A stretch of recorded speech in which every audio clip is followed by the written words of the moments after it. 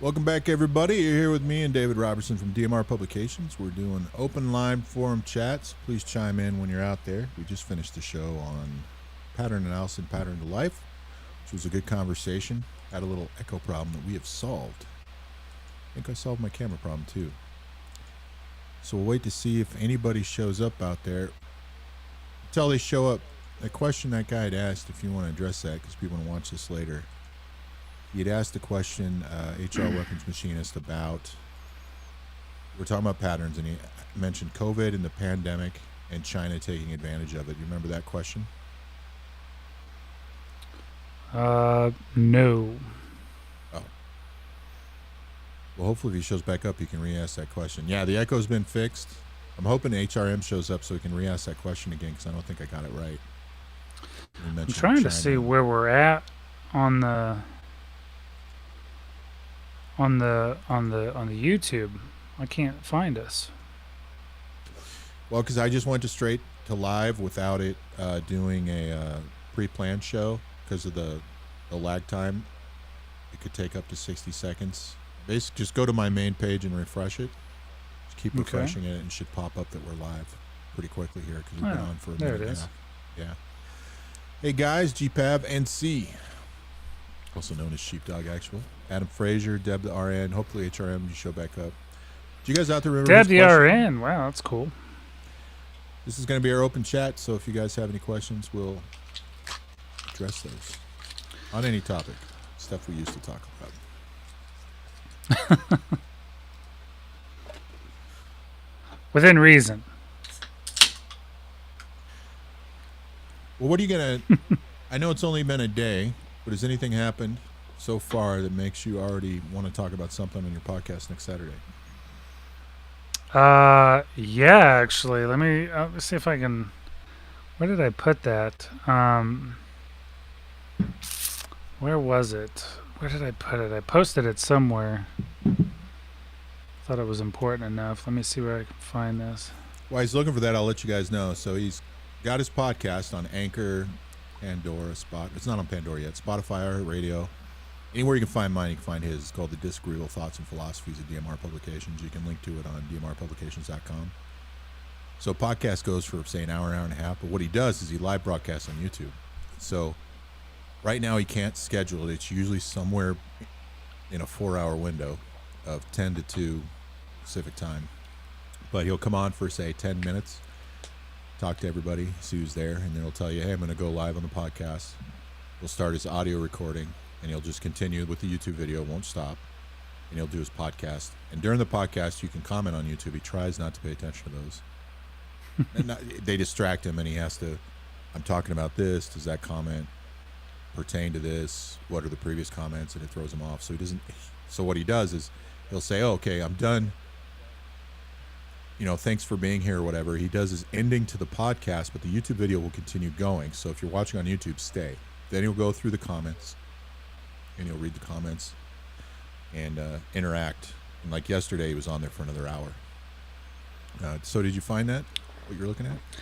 Yeah. So I thought this was interesting. Fourth stimulus check. Over 60 lawmakers now support further direct payments to Americans. So now they're already looking for a fourth round. So we had 1.9 trillion. Now we're looking at 3 trillion, and who knows what that next one's going to be. But it looks like it's going to be massive. So I haven't got mine yet. So the first two I got really quickly. In fact, the second one for $600 I got within 4 days. So I kept going and checking on the IRS website, and it has this standard answer. So I keep looking the answer up, and one of them says, if you were required to file taxes in 2019, and for 2019 you didn't do it, or 2020 you didn't do it, I was like, okay, I'm not required to file. You may not be eligible because of what you make. That's not me, because I'm not required to file. So the other thing I found out for me was people that are in the VA system that are 100% disabled or high enough that that's the only income they're getting, they haven't even processed those yet for some reason. The other thing I read was for that $1,400, it's not really free money apparently. It's an advance on, I think, the tax credit. It's an advance on something for next year's taxes. So if you remember back about 10 years ago or something like that, there was something you can get. I don't know if it had to do with housing refinancing, something a lot of people took advantage of. Found out it was the same type of thing. It wasn't free like people thought. It was in advance. So apparently this $1,400, that's something you might want to look into, David, because I just read one quick article to see, is it actually free money or is it an advance in something we're supposed to get next year's taxes? And if so, this next check, if it's really big, where's that money really coming from? Is it, or were the previous one advances? Are that going to be an advance in like the next 2 years' tax credits? That's what I want to know. I'm sure there's a whole bunch of very, very, very fine print on all of this. So I'd be very, very careful about what it's wasted on, any of it. I'd be very, very careful, and also be very careful about what you support and all of that too. I mean, it's like I tell people all the time. It wasn't being in the military. Wasn't even being in military intelligence. It was when I started working with civilian agencies I realized you're never going to know everything, and it's not like you're going to know 99%. There's cases where 10 or 20% was known. We'll use Snowden as an example. I quit talking to a guy on a conversation. He's like, well, I've read everything Snowden leaked. And I was like, no, you haven't. Whole bunch of that stuff got caught and didn't get out there, never in the public eye. Nobody's seen everything he leaked. Especially, I don't want to get in the Snowden conversation, but I told David a few things a few days ago and said, here's some things nobody knows. But you're never going to see everything. So, like he's saying, don't assume anything. If you're going to assume anything, I would assume that these payments are in advance on something you're supposed to get in the future. We just don't have. I mean, the debt's growing. It's going to grow dramatically every next president until something happens. People are like, well, this president spent more money than. Well, Congress approves the budget, but I saw this somewhere. I went and looked it up. The amount of money that gets spent and the way the debt grows every presidency. At least it has in the last about 20 years. War, I'm sure, is a big part of that, but it's probably going to continue anyway. I mean, is that right? In me saying that? Isn't it growing what they're spending every time, no matter who they are? Mm-hmm. Because even if we're not at war, spending's going through the roof either way. Yeah. It's like in the military. I told people in the military, you get a yearly budget based on the fiscal year, which starts on October 1st. Around August, whatever surplus you had, supply sergeants go crazy and buy stuff. I've told people how we took this one office, we had our commo shop in, it was probably 7 feet wide, 12 feet deep. We emptied it out and we stacked it all the way to the door, to the ceiling with paper, printer paper. Because that's the only thing they could think to spend money on. Because in the military, if you don't spend all that money, you're not going to get the same budget. You'll get whatever you spent. Doesn't mean you'll get more, but you won't get that amount. And the thing was, they misused it. They had more printer paper in that company. That wasn't the only place we had it. More printer paper company than almost the entire battalion. The other three companies combined, we had more than them and a good portion of what the staff had. And we burned through it all because they just felt like they could do whatever. And I was like, that's government spending right there. Let's see, we had a question. Oh. Yeah, I got quite a few. Expound on establishing patterns in counter surveillance for the purpose of misleading one's opponents. So, I always go back to this, but the starting thing is SDR, surveillance detection routes. See how I can do better, but still keep it simple. You want to pre-plan routes. So, for example, there's a way you probably always drive to work, a way you probably always drive home. There's certain places you tend to drive certain ways. We talked about those patterns. The other thing is you can practice driving other routes, just like going to the grocery store I mentioned in the previous show, going different routes. But practice them when they don't matter so that you know everything about them. Do it as a normal routine for a while. If you can, to the point of being familiar with the activity in the area. Where places are at, when places are open, logical places to stop, things that would make normal sense to you for whatever reason. So that way, driving a car, for example, for counter surveillance, one of the things you can do if you think you're being followed is you can follow one of these routes that you've already done it a little bit, so they may have seen it anyway. You could throw it in as your every Thursday routine if you wanted to, just to have some sort of a pattern if you needed it. And then what you do is you plan stops on these routes. So when you're driving, you can make turns. You want to make 3 lefts or 3 rights in a row in a way that makes sense without making it look like you're trying to see somebody. Typically, a lot of places tell you if they follow you after 2 turns, you're probably being followed. That can be true in certain residential areas in some places, but 3 is almost definitely the case. That's why I say 3. And your 3rd turn could be in another direction, where it's like, I think this person's following me. But with the stops, you can make the stops and see, do they stop? Where do they stop? Are they stopping in a place where they can see you, or where they can see if you come out? Another thing you can do, let's say you're driving down a road and there's a gas station on the opposite side on the left. So what you do is you drive past the gas station, you miss the turn, find a place to do a legal U-turn, or a place you can pull into, you turn around, you go back to that gas station, you stop and do whatever you want to do. Then you continue going that same direction. So you're driving north, you drive north past the gas station, you do a U-turn, you head back south, stop at the gas station, you do whatever, see if somebody's following you. Get back in your vehicle, you continue heading south. If that vehicle is still following you, do another U-turn, you go north, go back the way you originally were, as though you actually have a destination out there, like you made a mistake. So it looks like you've made 2 mistakes. You could look like somebody who's just not paying attention, but is that person going to follow you again? If so, they're definitely following you. You can do the same thing in any place you can walk through. You can do it in a mall. I actually do it when I'm in Vegas. When I would travel through Vegas and the shopping areas and the casinos, I wouldn't always walk through the main pathways. Sometimes I'd cut through machines and certain areas of gambling. And there's a lot of people there, but I would do it in ways to break my pattern, make it look like I would look around and see where stuff is. I'd want to see signs to see where things were, but I can glance and see it like this, but I would like, oh, I'm a normal guy who doesn't know my way around here. But do that so I kind of get a view around me, make it look like I'm kind of just a normal guy, but I would make all these repetitive paths to figure out if somebody's following me. So you can do it on foot or in person, but if you have stops, just like when I'd go through a casino and I would stop, get in line and get, say, Starbucks, I'd go to a Starbucks and hopefully there was a line of 2 or 3 people or more, because then I could stand there, I could look around at stuff, see what's going on, look at my phone, make it look like I'm a normal idiot, but I'd get a chance to look around and see what's going on. Can I see that person I think may have been following me? Or I look around and just say, I wasn't being followed, but am I noticing anything that I noticed 10 minutes ago? Am I noticing somebody that stood out to me? Because without a lot of practice, you don't always see the professional surveillance person, but you might see something that stands out about how they dress. Maybe that's the only, maybe everybody's wearing polo shirts, but that's the only white one. So that's I like Grumpy's. Right. I like Grumpy's statement. He says you could sit through a green light and punch it as soon as the yellow light as soon as the yellow light hits. There's a couple other things too. When you get home, you could walk around the house and look for anything that looks suspicious attached to any of the walls. That's just something kind of important there.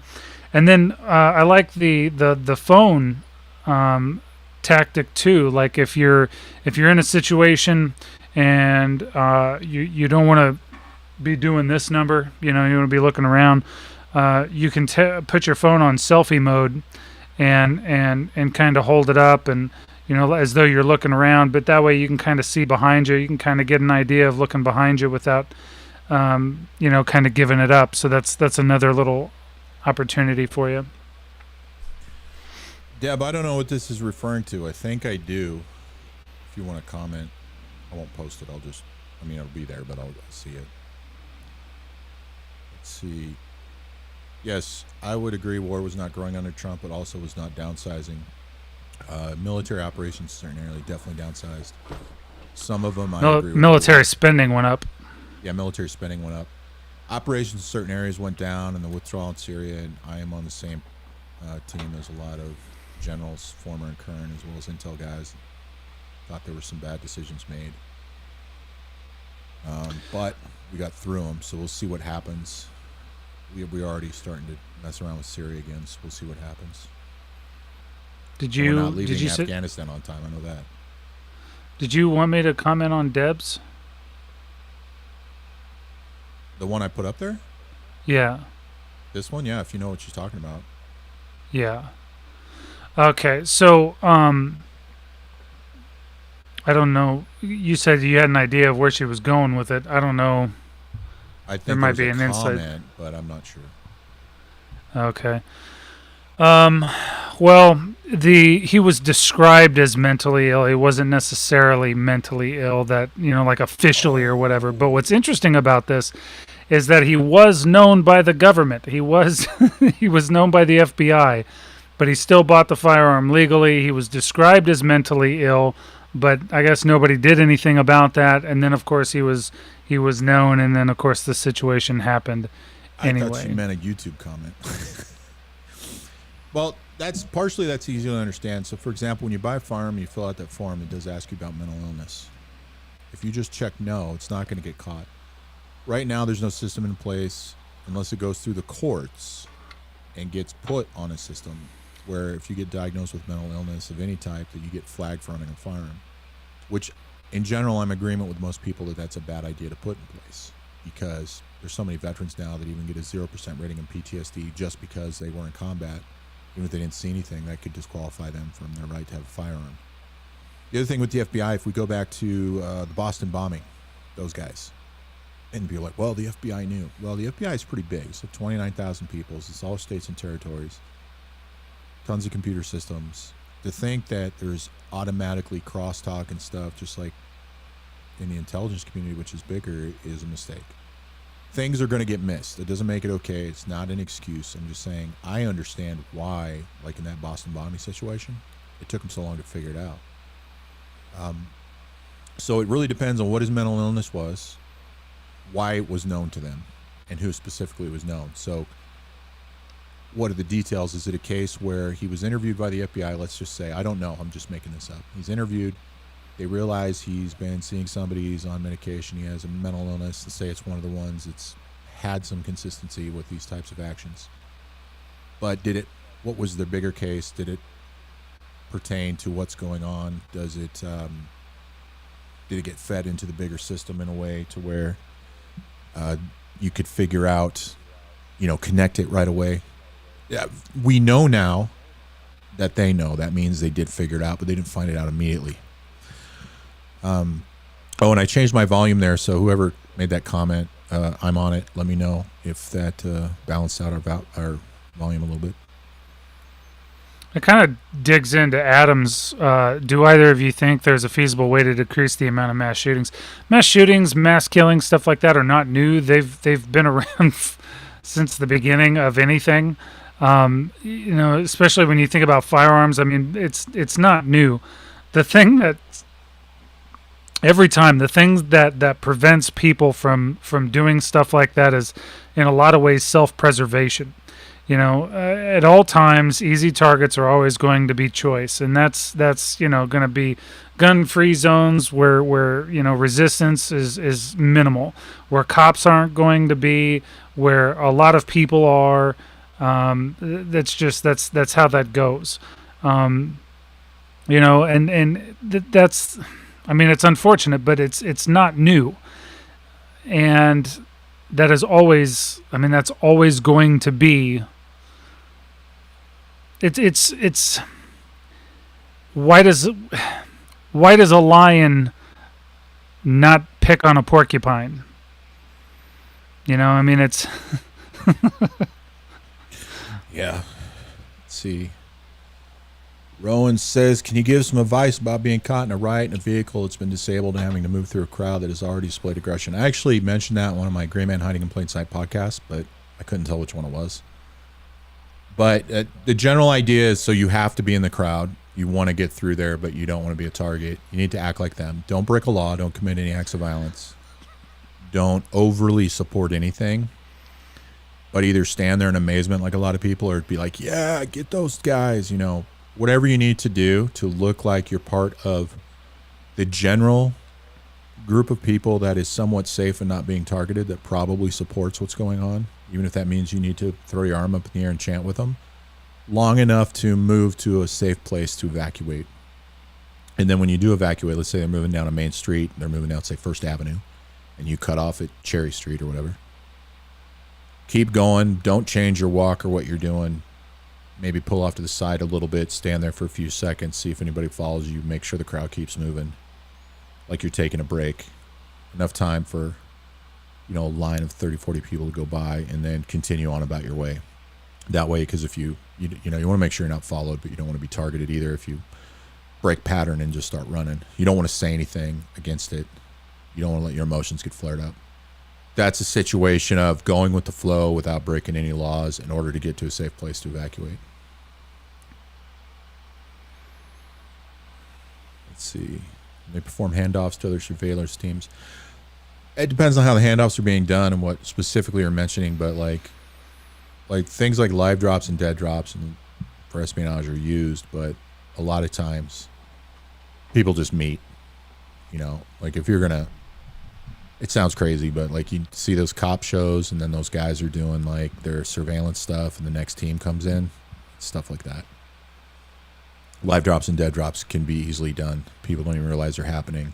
Dead drops with any common location. Now, if you're talking about the counter surveillance thing, you think you're being followed, but you're supposed to do a handoff, you're probably not going to do it. The only way you would do it is if it was that vital, that important. It'd have to be huge. Like, it'd have to be so huge. And you'd have to be willing to pass it off in a way to allow them to get away with it and allow yourself to get caught. And that's something you would see in a movie, but it doesn't really happen. So more than likely, whether you gave a signal or not to terminate the handoff, the fact that you don't show or you do something differently, they would know something's wrong if the other team's there.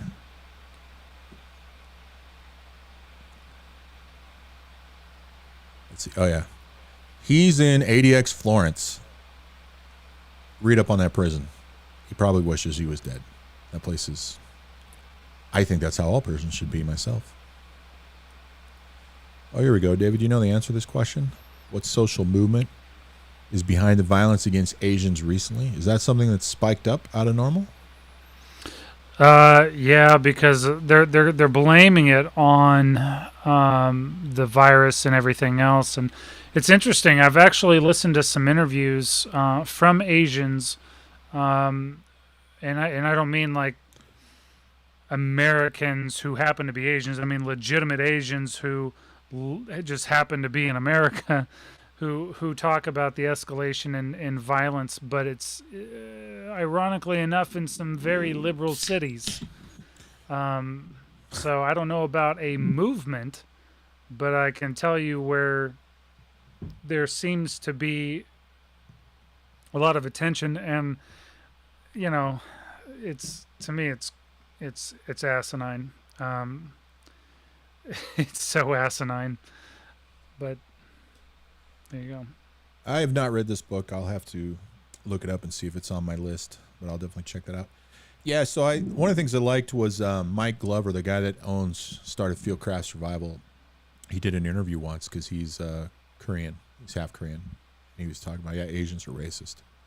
He's talking about his Korean mom and some of the things. And like, I dated a girl that was Korean. I've known several people that are Asian, and especially in their own countries, there's things that, while they probably do in their communities here or say in their homes, wouldn't be well liked, even though a lot of them are very liberal.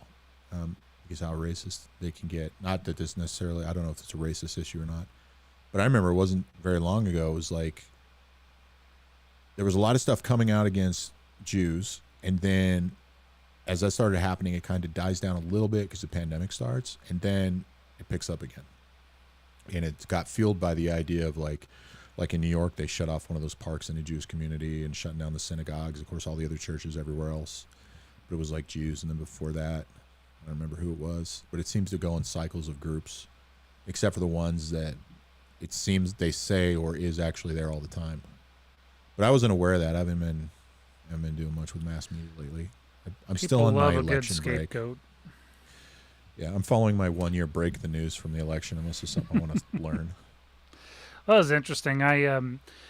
There's a family, a Vietnamese family, that has probably the best food in the city, and I've been frequenting their establishment for over 20 years.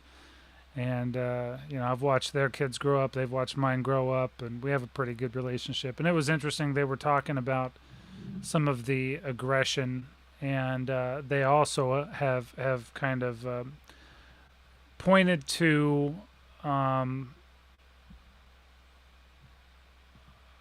we'll call them the ignorant for those types of things. People who are easily triggered on all kinds of issues tend to be the ones that at least in my experience, those that I've actually heard from their mouth, that's what they're saying. I don't know. I haven't seen it with my own eyes, but I'm sure it's not to say it's not there.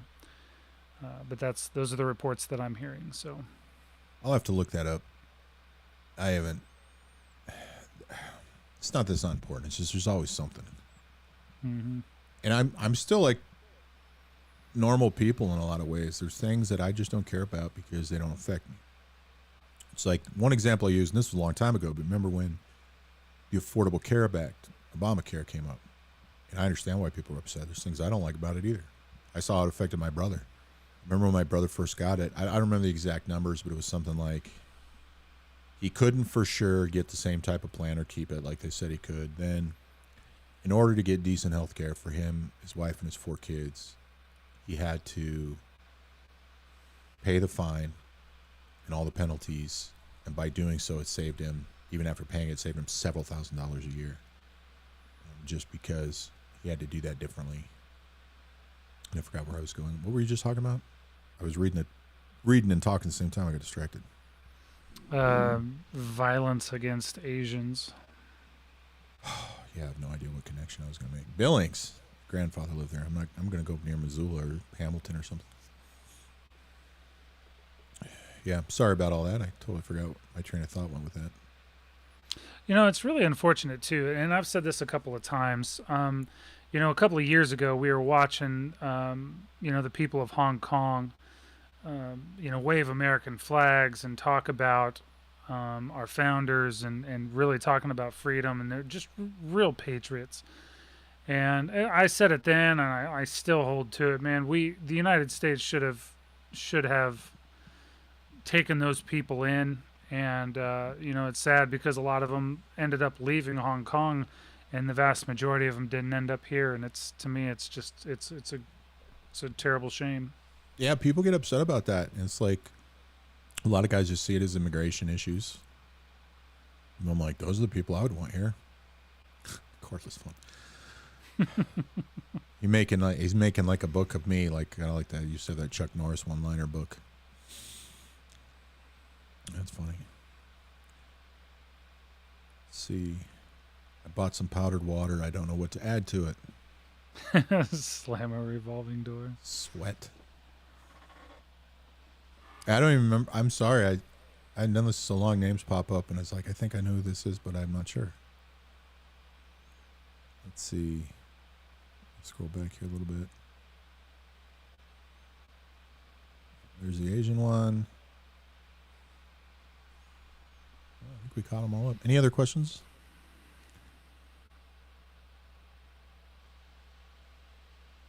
Into the wilderness.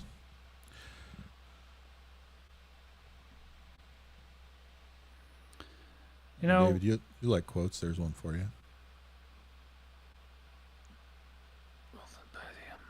Yeah. He does it quietly.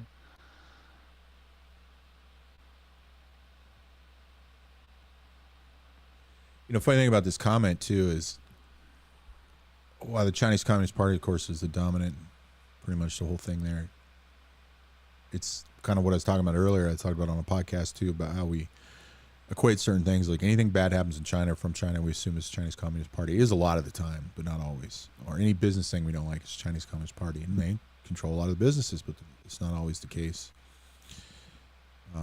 I just wanted to point that out. I wouldn't want to live there. But when people talk about Americans, they don't talk about political parties. Rarely. They just talk about Americans and their attitudes in general.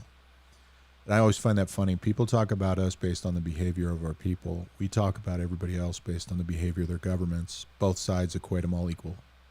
They equate our government to us unless they think the government's really crazy, which with a lot of liberal countries in Europe, President Trump, but aside from him, they equate our government's behavior to the people. We equate behavior of other governments to that's how their people are. And I always thought that was interesting. Hey, oh, that's for you, David. Astroturf. Can you expound from the last show? Thank you. Yeah, Astroturf. It's a perversion of brookgrass roots. The term gets its name because of that. But really, it's where somebody's trying to manipulate. It's almost kind of like propaganda. I would say propaganda and astroturf go hand in hand. But if you were to it's probably a little bit more overt manipulation. And if you want some insight into how this works, I've written about, if you go to my website dmrpublications.com and type in astroturf. Let me just make sure that that's correct. I'm pretty sure you can, but let me just double check here before I tell you what to do. Astroturf.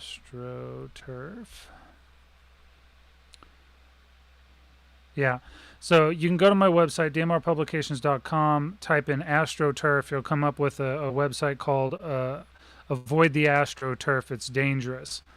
And in that, there's also, I don't know.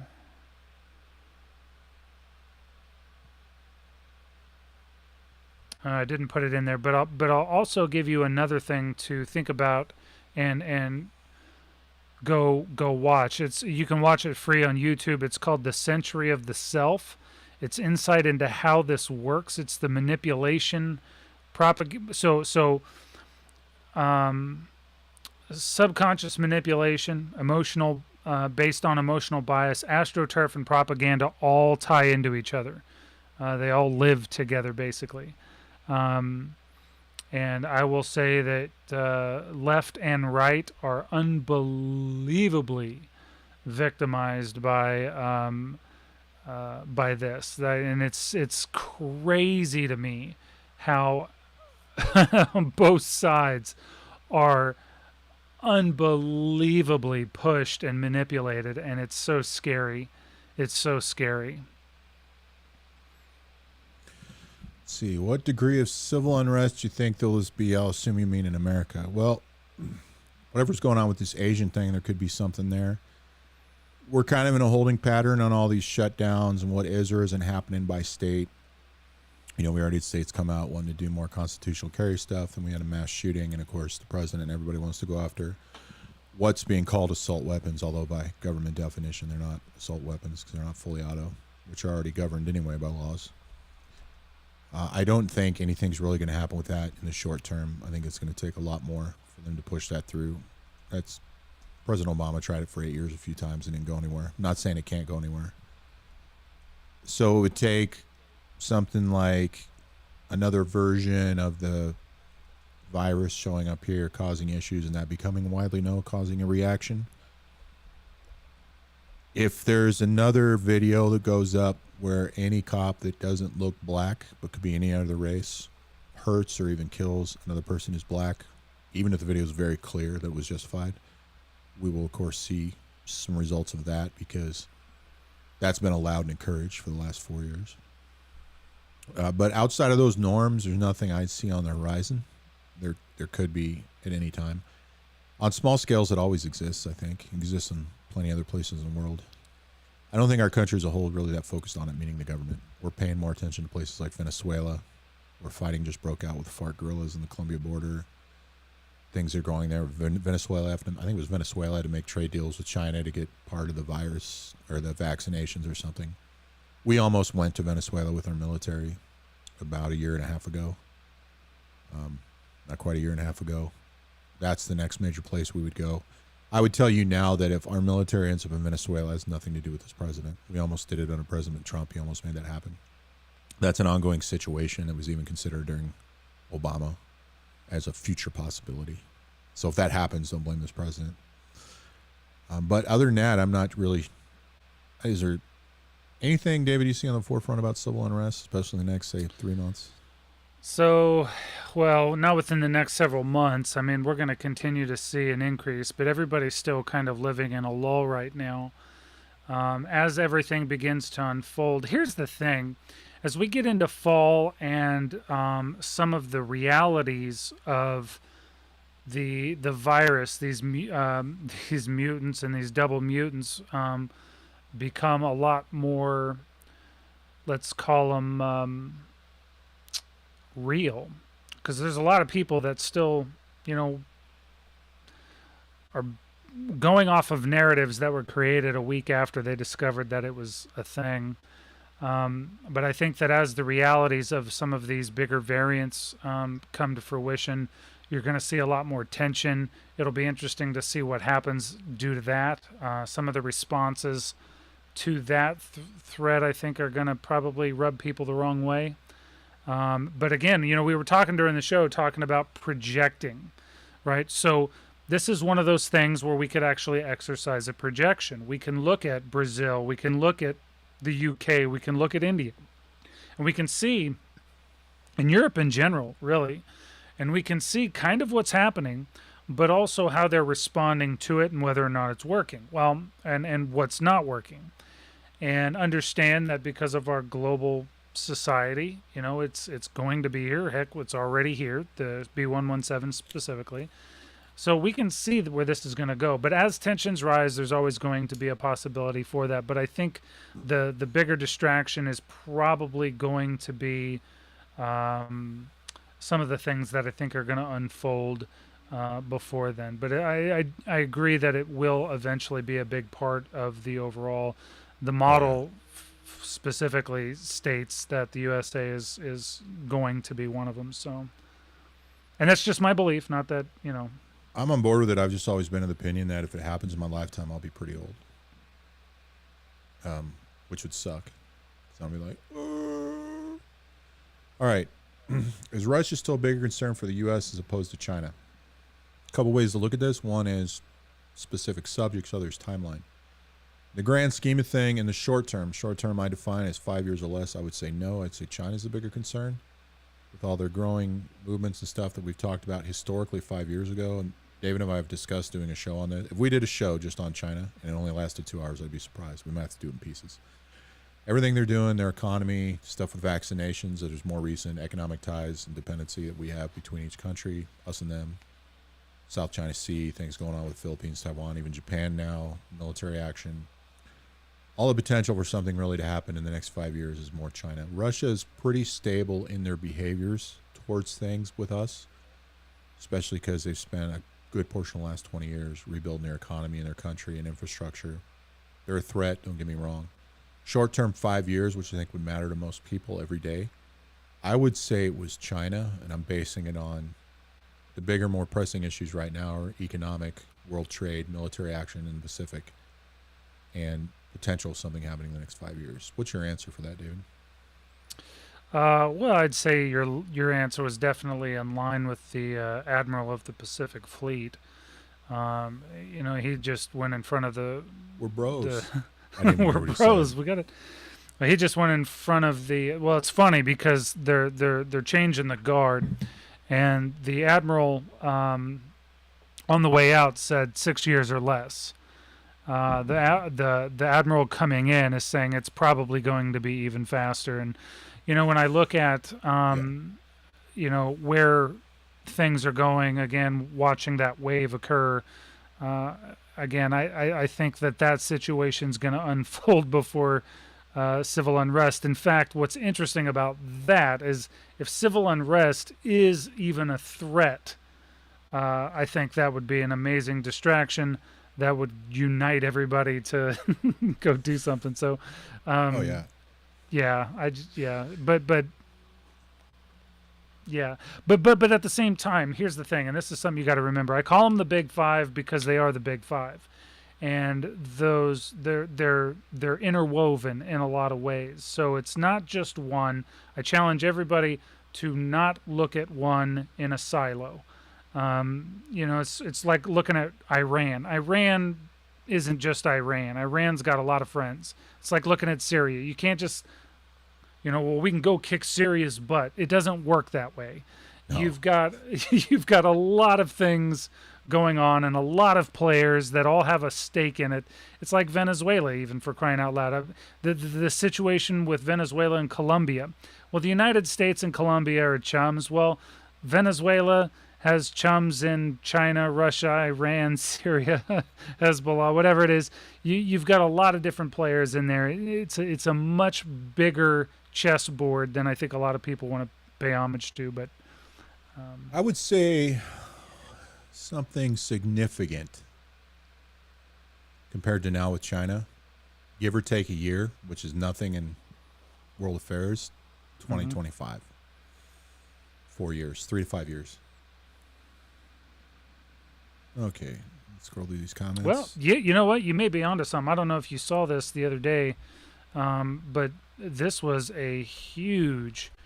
Let me see, because I think it was like, I want to say it was almost like 2 squadrons. What was it? I don't know. China just sent a ridiculous amount of aircraft through Taiwanese airspace, like not even just on the edge, but like dead. It was very deep. Yeah. So here's this one. I was just looking this up. China's Taiwan invasion may be closer than expected. U.S. Admiral John Aquilino, I think is how you pronounce that. So he's the U.S. Indo-Pacific Command. He warned Tuesday that the threat of China's aggression towards Taiwan is much closer than most people think. So that was his word. I don't see. Oh, there it is. China flies at least 20 warplanes in Taiwan's airspace. That was 2 days ago, and they were simulating an operation against U.S. warships. So things like that too. Part of what they're doing is demonstrating that what the U.S. won't do. They're like, look, the U.S. won't do anything about it. Just like when Russia used to fly by us in the Black Sea. They're not going to do anything about it. That's part of what they're doing for the benefit of the propaganda in their own countries. Propaganda or real information. China, more likely propaganda. Russia, more like saying, look, they're not going to do anything. One thing people don't realize is if there was good photos of that, we could probably see it. But more than likely, they weren't armed with anything significant other than like ammo for a gun if there was a machine gun on there. We have the technology to detect that stuff. But that's part of what they're doing. It's not just a show of force; it's a show what the other side won't do with force. Hey, I'm gonna answer this question by, and I know we're gonna get to Tell a me lot who. of I'll different. post which one. Grumpy Gardner about the ports. Yep. Go ahead. All right. So the question: do you believe the ports obtained by China along the Belt and Road Maritime Path will be used for Chinese naval strategic placements?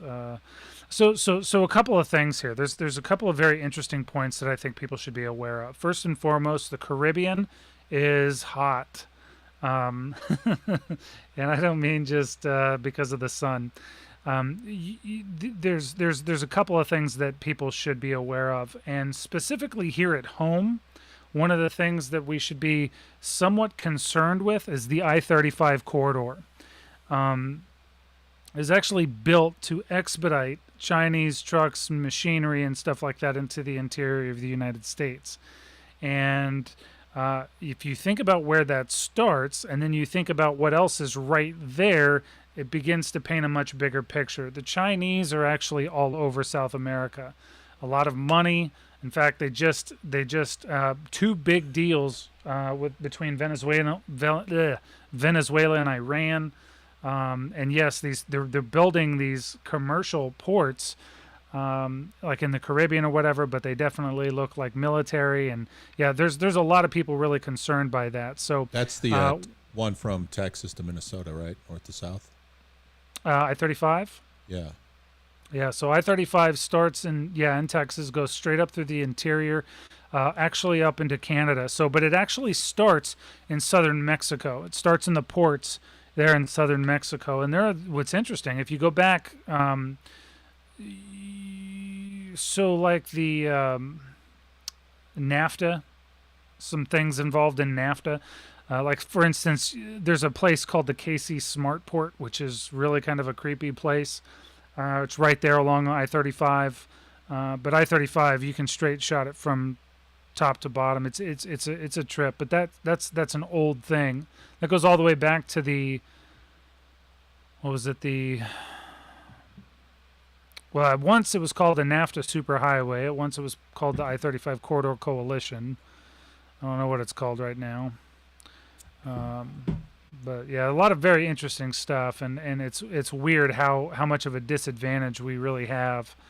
Now you can speculate on why or who or whatever, but yeah, there's a lot of very interesting things. Again, this chessboard is big and multifaceted, so definitely one of those things you want to keep up on. And it's not chess on a timer. It's chess based on when you move.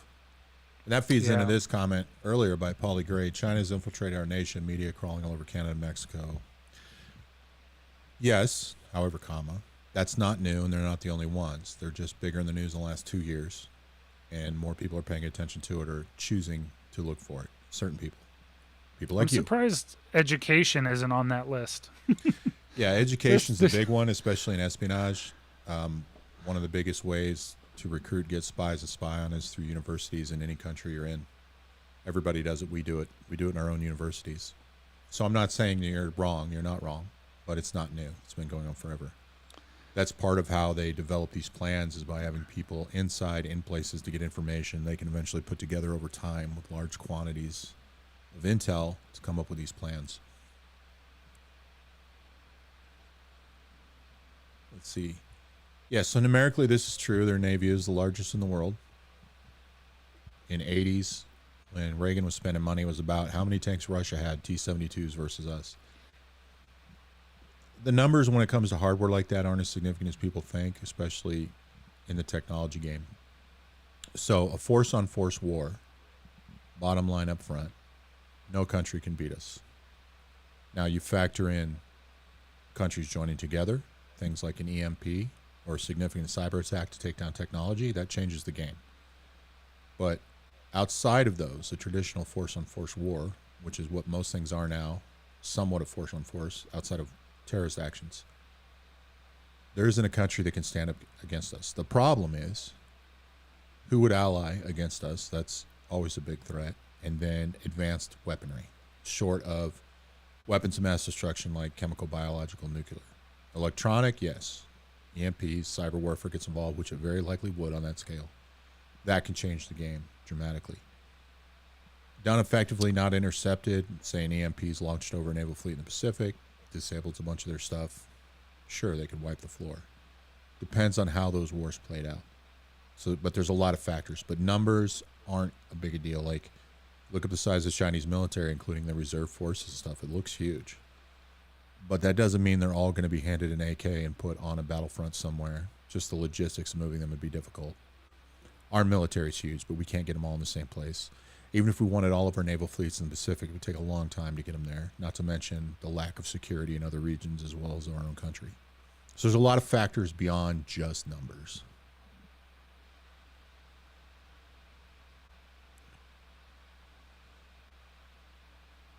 Scrolling through here. Oh, there was one actually for you. I can't find it now. Somebody, you mentioned Carl Jung on one of them. Somebody said they want to know if there's something else they should be reading.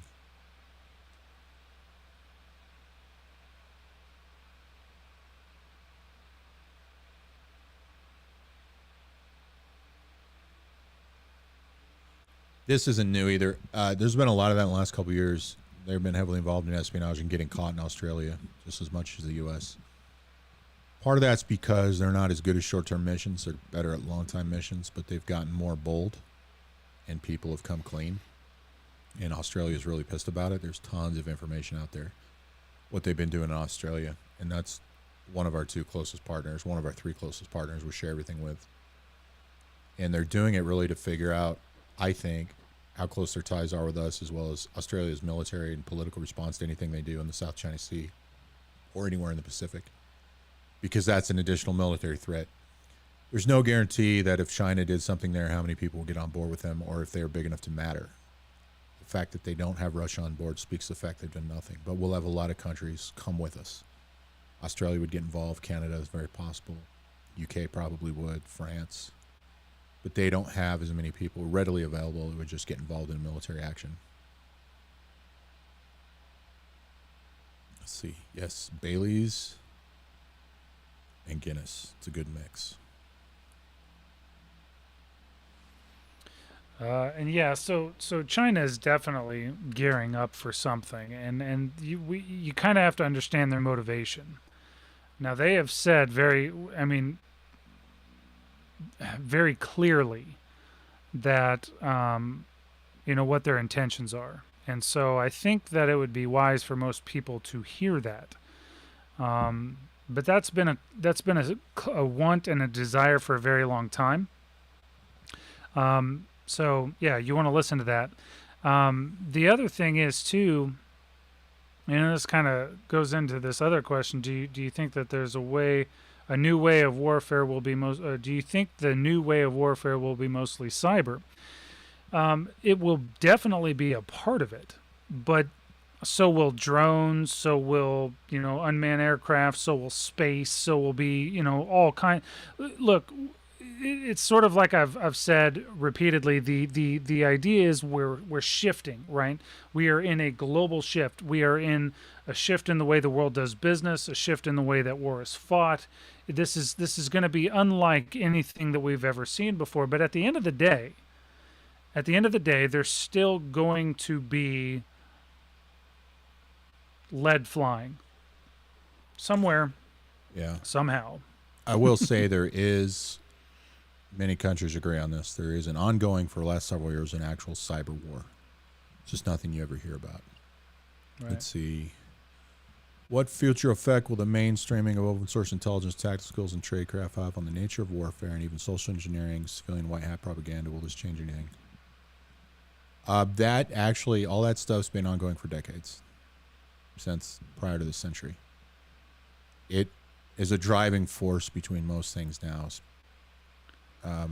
OSINT gets you so much information, not just people, but governments put out there that you help corroborate classified information or stuff you've collected, or gives you ideas and stuff to find out. Tactical skills, when it comes down to bullets flying, is the most important thing.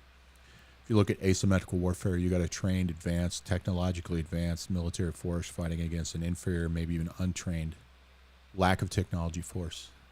But throughout history, a lot of those forces, often guerrillas, but not always, have beat those superior forces due to tactics. I mean, look at Afghanistan. We've been there for 20 years. Prior to that, everybody's lost there. Their tactics they use, their familiarity with the environment and living there has allowed them, look at what happened when they fought the Russians. They were way outmatched. So tactical skills always play a part. Tradecraft is all about espionage and collecting intelligence. It's been going on really since the beginning of our country, even realistically longer than our countries exist. Social engineering we're seeing more of, especially on the intel side with information operations, which is basically, I've mentioned this before, but it's done typically one of two ways. You go to a population, you feed them information that may be false or maybe twisted a little bit in order to discredit a trusted source they have, or in order to trust that source more but change their view on things. The elections. People get involved with the elections. Other countries have been going on forever.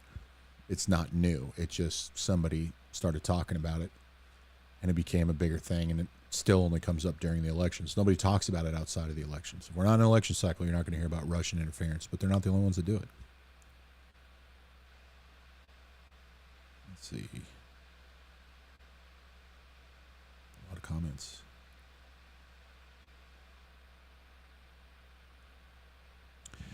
How do you see the battlefield transformed initially to a largely drone automated force as opposed to the current standard? Drone technology is a lot more advanced than most people realize. The idea is they want to get them to the point of fighter pilot capabilities, although there's not a lot of fighter pilot actions. It's mostly bombings and close air support. Close air support's happening more and more with drones, has been for a long time. What's great about drones is, one thing they haven't done yet is taken pilots and try to turn them into UAV pilots. I don't know why that hasn't happened. Part of it might just be the insult or the ego associated with being a fighter pilot. I'm not sure. There's still a need for humans in an airplane, but one thing Elon Musk said a few years ago, and I agree with him, the day of the fighter pilot's over. With drone technology and advanced it as it is, that day is over. The only reason I think realistically we still fly them is money. We have the planes, we have contracts, and we train the pilots. It'll be how long does it take to transition those to drone aircraft or to update an F-15 or an F-22 to a drone aircraft, and then more difficult than that will be rotary wing being as effective with the drone.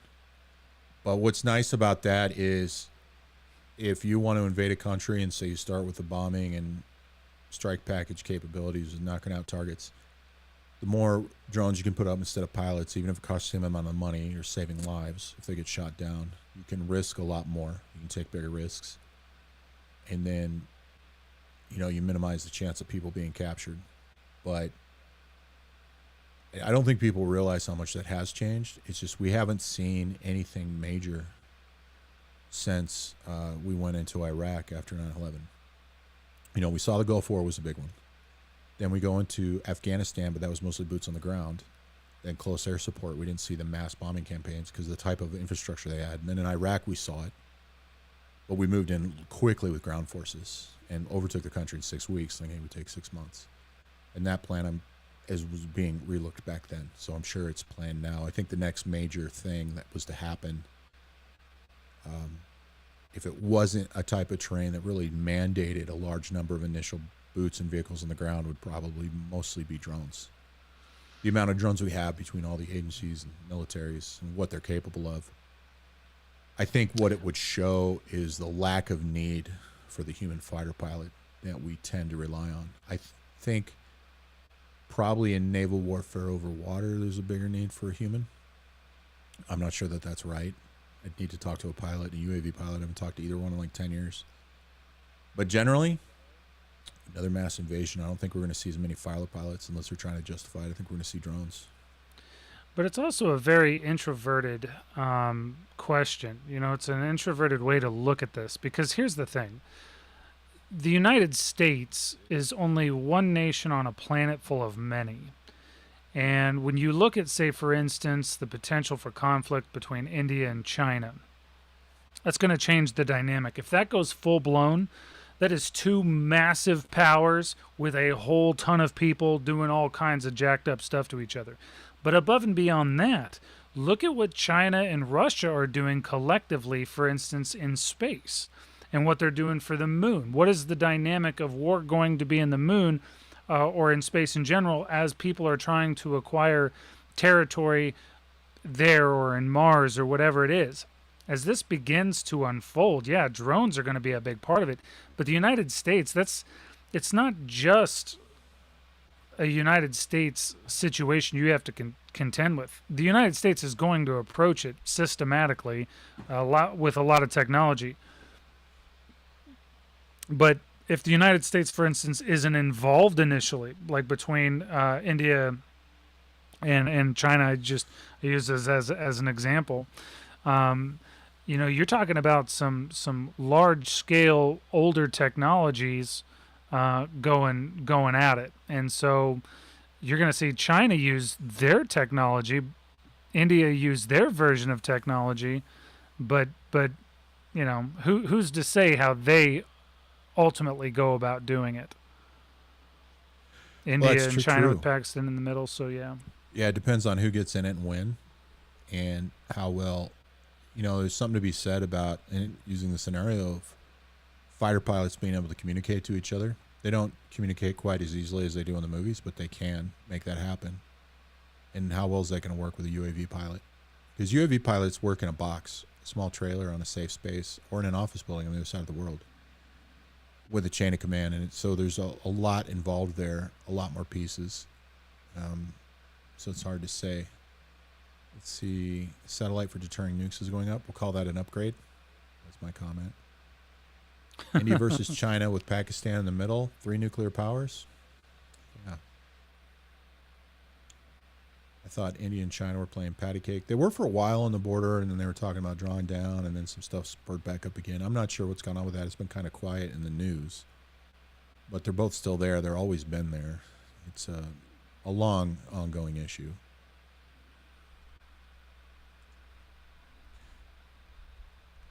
Tracking this, the Artemis program. It's nothing I've looked into. If Elon Musk ain't doing it, I don't care. That's my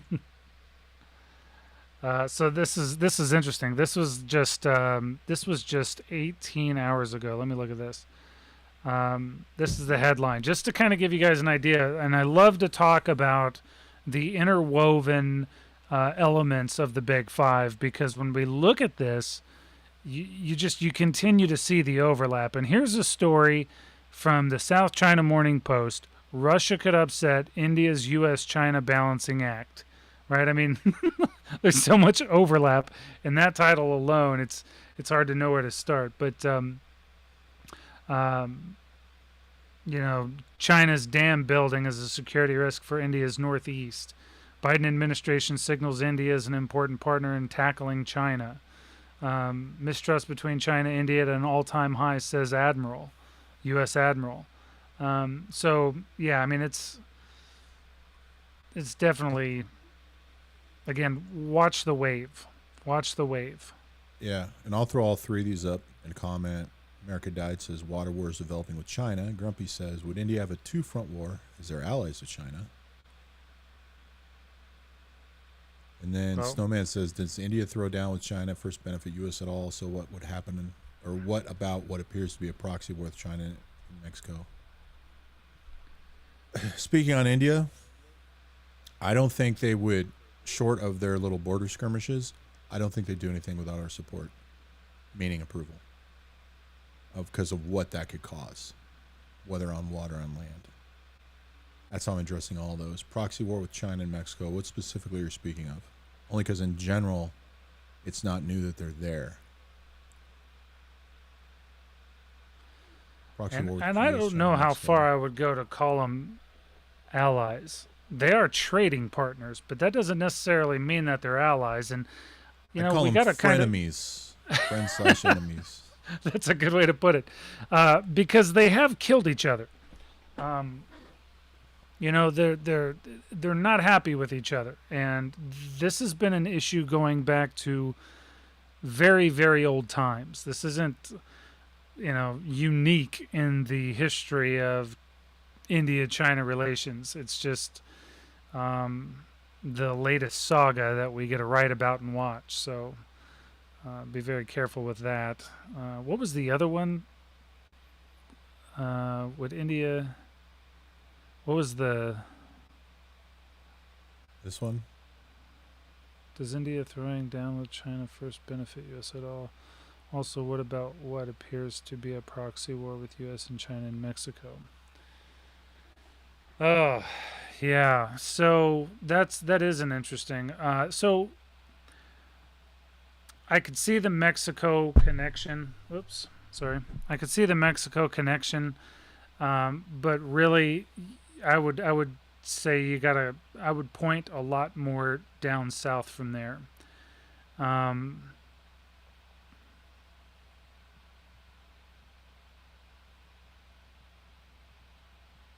Yeah, but here's the thing. When it comes to Mexico, and you're looking for enemies, you're going to find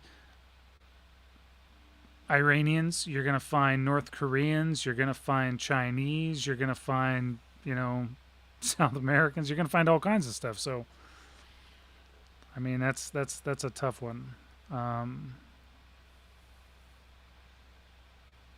Yes, you're going to have some Chinese. Oh, sorry, go ahead. No, I was going to say, the Suez is blocked. So it's a big deal, but it's not as big a deal as people make it out to be. Like they talk about the billions of dollars it's costing them. That's true, but billions it's low. It's like 9 billion. That's low in world trade. A lot of trade goes through there. I'm going to say 50% of world trade goes through there. I think it's like 45. You'd have to look that up. About 2% of the daily usage of oil is what's traded through there. And for crude oil, it's not that high. Because not all traded oil by ship is crude. Of course, there's other trading assets. The majority of the trade that goes through there isn't oil. It's other products that go between Europe and the Asias and the South Pacific all the way to Australia. There's other countries too, but that's the majority of it. So the longer it stays, the more we'll see a negative impact. Could we see an impact here in the U.S.? You could see rising gas prices, but that'd be people taking advantage of the situation. It's like Every time we went to Iraq, gas prices went up. That made no sense. We get almost nothing from them, less than 1%, and that was during the Gulf War. So it doesn't make much sense. It's companies taking advantage of the situation. It affects Europe and Asia more than it affects us by far. And then, the Panama too. That's owned by Panama. We turned it over to them in 2014. They own and control it, not us. Everybody uses it just like everybody uses the Suez. Think about the Suez Canal and understanding where it is coming through Africa there. Part of the issue there, if it became a military situation, there's always Chinese Navy there. Chinese has a lot of interests in Africa they built up over the last few decades, especially a lot of mineral interests. They keep the Navy there to secure some ports that ships things out as well as oil and other products. And we're there too, as well as other countries, but China has a big presence. Let's see. There's a lot of stuff in here. Yeah. I'll tell you guys something else to watch, and this is just something that you should be aware of. One, I would look into, just to kind of give you an idea about what some of like the cyber war stuff might end up looking like. You might look at what happened in Estonia when Russia decided to do that. But then also kind of an interesting little shred of land between Lithuania and Poland. And if you just look at a map and look at what's between Lithuania and Poland, look at the complexity of that situation and understand why NATO's having an issue. I'd show you, but I don't have that capability on this. So let's see. The Ever Given, that's the ship run aground in Suez, was hijacked remotely and run aground on purpose. When one looks at the path, it makes you wonder. Possible. I don't think so. One of the things you look up is physical size. It's one of the largest ships on the planet. It makes the Titanic look like a rowboat. It's huge. The amount of distance it would take to make course corrections on that, not to mention any other human factors involved, it's entirely possible. It could turn out to be that, but right now I think it was. I don't think it was done on purpose. I could be wrong. I could turn out to be wrong. I'm just saying, based on the stuff I've seen and what that ship's physical size and what it takes to maneuver that thing, I think somebody screwed up. Let's see. Probably got drunk. Can I assume that nation states use artificial intelligence to collect intel about citizens and synthesize the data to replicate the war game against what you will most likely do given any event? AI is not at that point yet. I would consider it in an intermediate testing phase, is the way I'd put it. You could argue AI in the sense of if you're looking at what computer algorithms can do with surveillance. If you pull that out of it, I would say no. It will get to that point.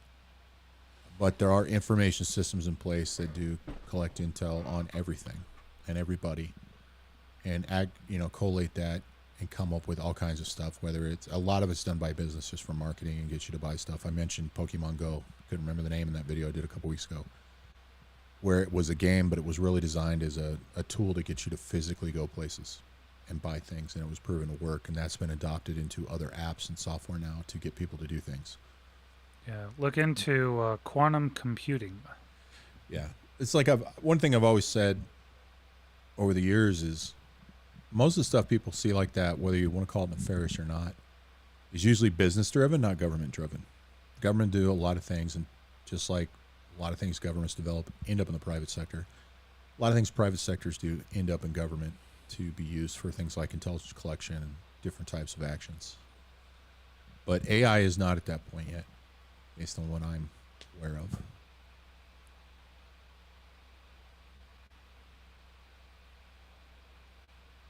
Iran and China signed a treaty. Yes, they did.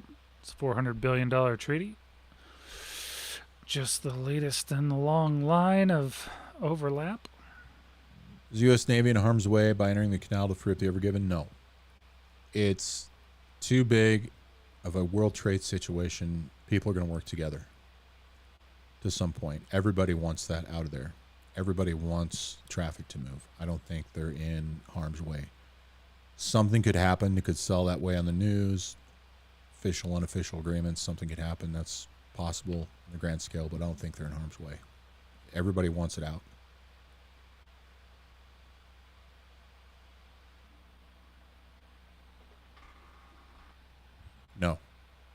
That's the answer. If you mean money-wise, there's a lot of ways you could say they paid for it, but money-wise, no.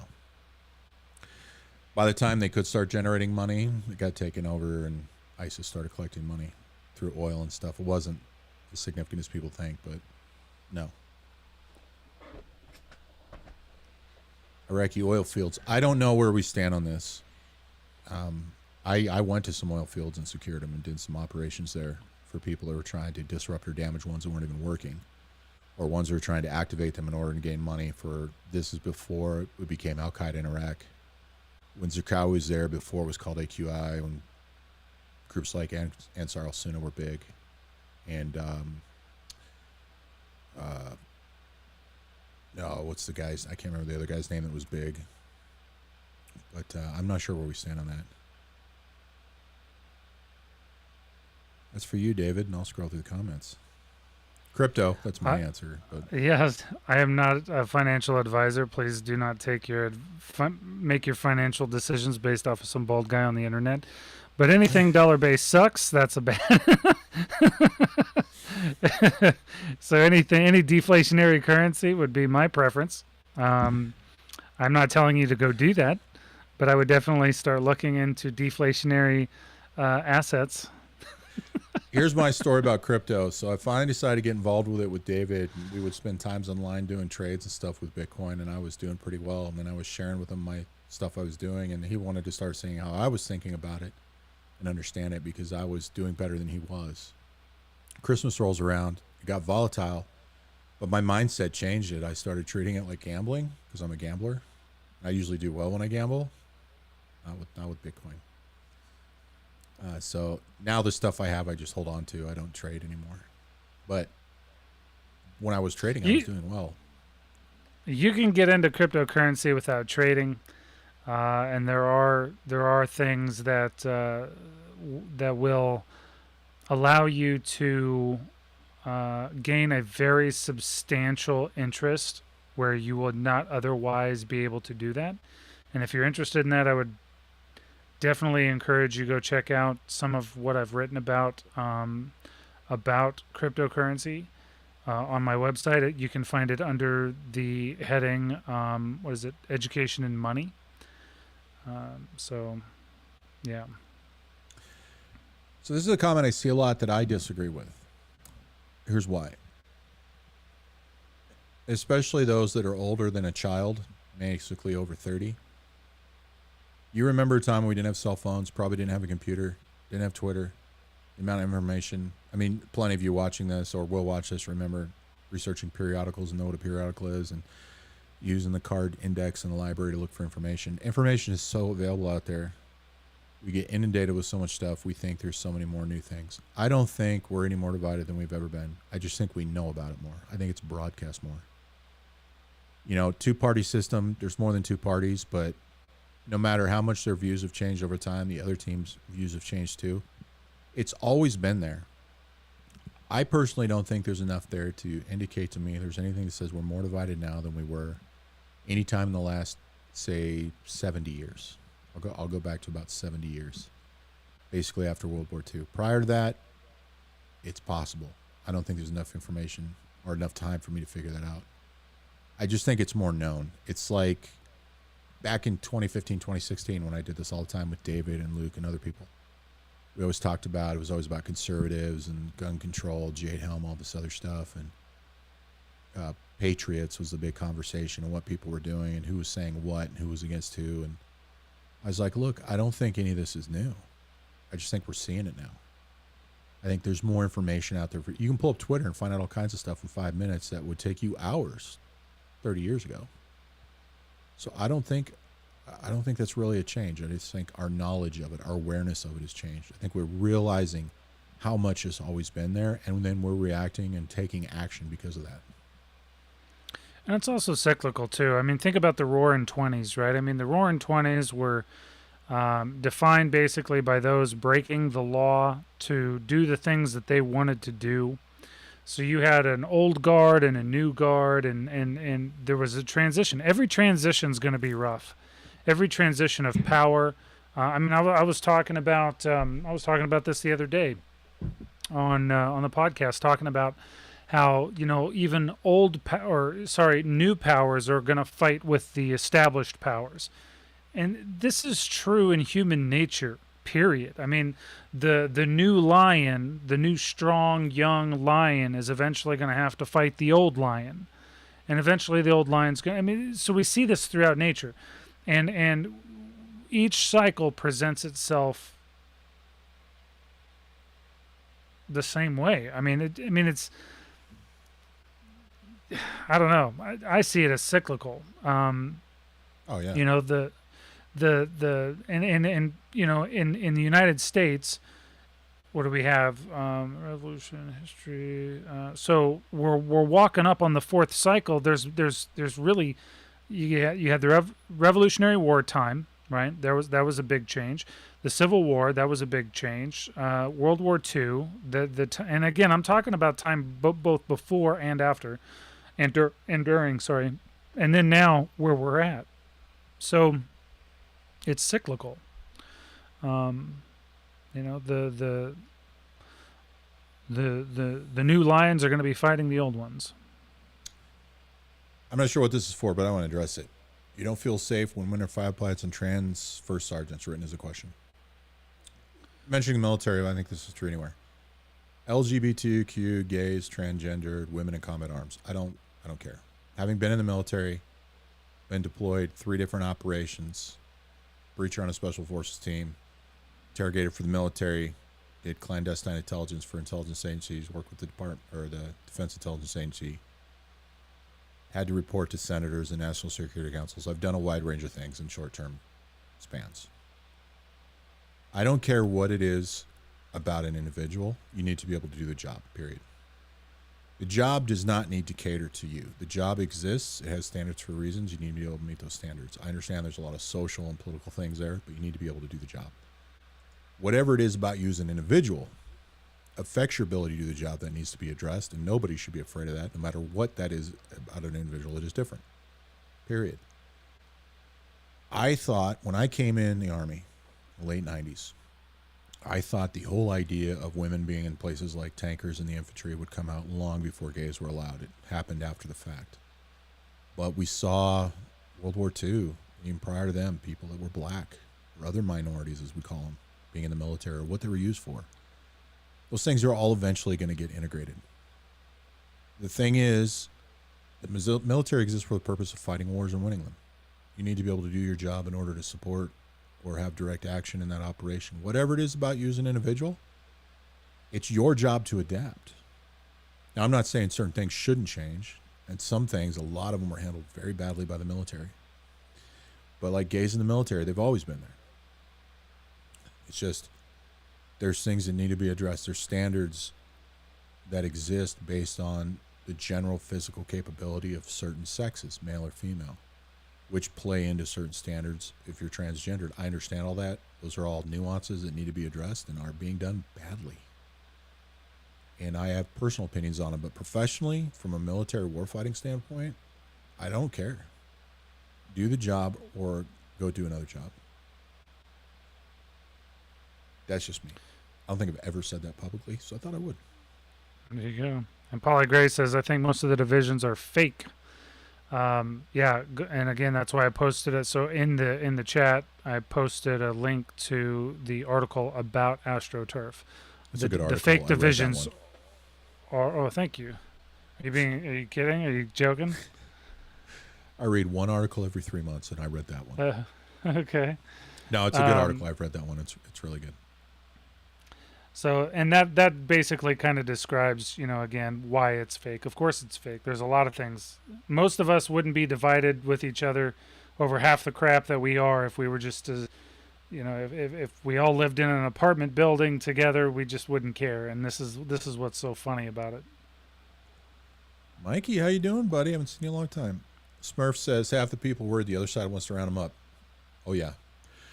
They want to round us up and because I'm a woman or because I'm gay, or they want to take my abortion rights away, or they want to say hateful things to me, or they want to round me up because I have a concealed weapons permit, or I'm on a list, or because of gun control. It's perpetuated, and Yeah, and a lot of stuff that's perpetuated is done by the masses, not by the mouthpieces. I'm not saying those aren't eventual goals by somebody or couldn't happen. Of course, they've happened in history, even in our own country. But it's definitely true. It's a fear a lot of people live with that I think is not assessed properly. I think some people got too much emotion or bias in it. But you should be aware of the possibilities of how that could happen, no matter what side you're on.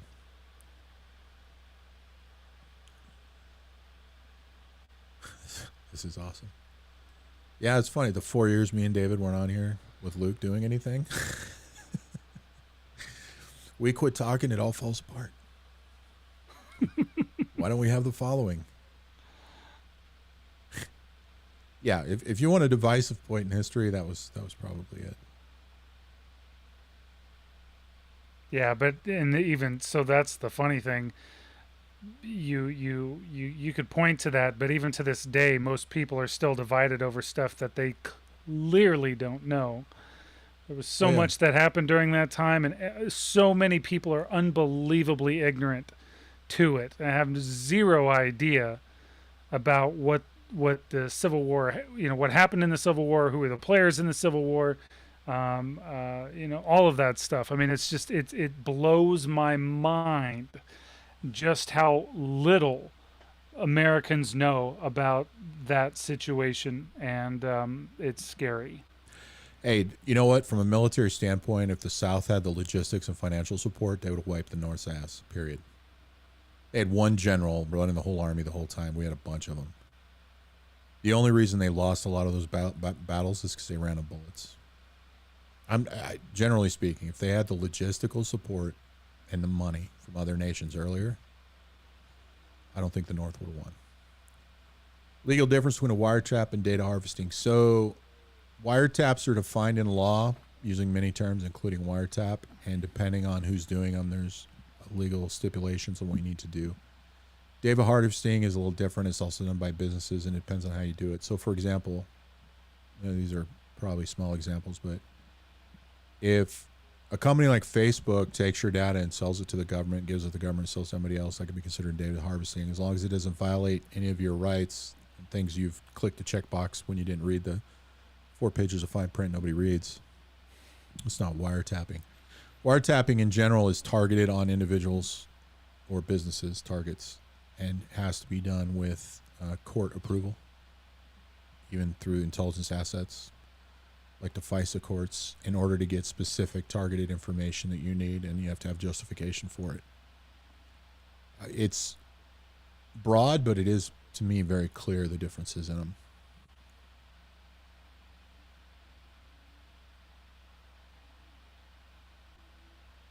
I don't know what site that's in, but good luck in your sleep. Oh, it's probably yours, dmrpublication.com. Yeah. Good stuff. Ignore the dates just because it's written in 2014. Read it anyway. It's still good.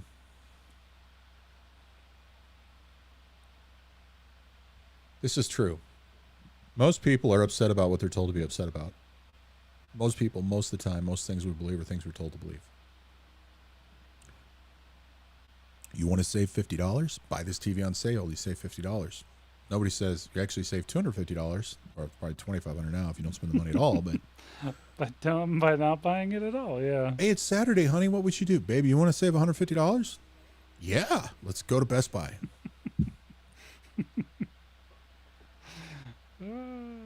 I like to make money. There you go. That's funny. XRP. Oh man, talk about a divisive topic. Oh my gosh. You know what? I'm a fan of XRP. I like where it's going. I like what it's doing. I got 40,000 shares. I bought it 8 cents. I am a holder. I'm a hodler, I guess. But if it doesn't, then fine. But I do believe in its application. So yeah, I'm a fan. I think it's the potential it has. I believe it's going to get through this SEC stuff. It's just going to keep getting drug out. But being transactional or transnational as quick as it's done, countries getting on board, banking systems getting on board. Once it clears the SEC, so much other stuff's going to get on board. And here's the thing: if it doesn't clear the SEC, they'll just move it to another country. It's going to happen anyway. It's going to explode. Mm-hmm. It almost has to, just based on the amount of organizations and individuals have got on board, based on the history of what's happened with other cryptos. Even now, it's let me look. I can tell you exactly what it is. It's 55 cents, 0.5549 right now. Even at that, even if you didn't get in the teens and early 20s, that's what I would do if I hadn't already done it.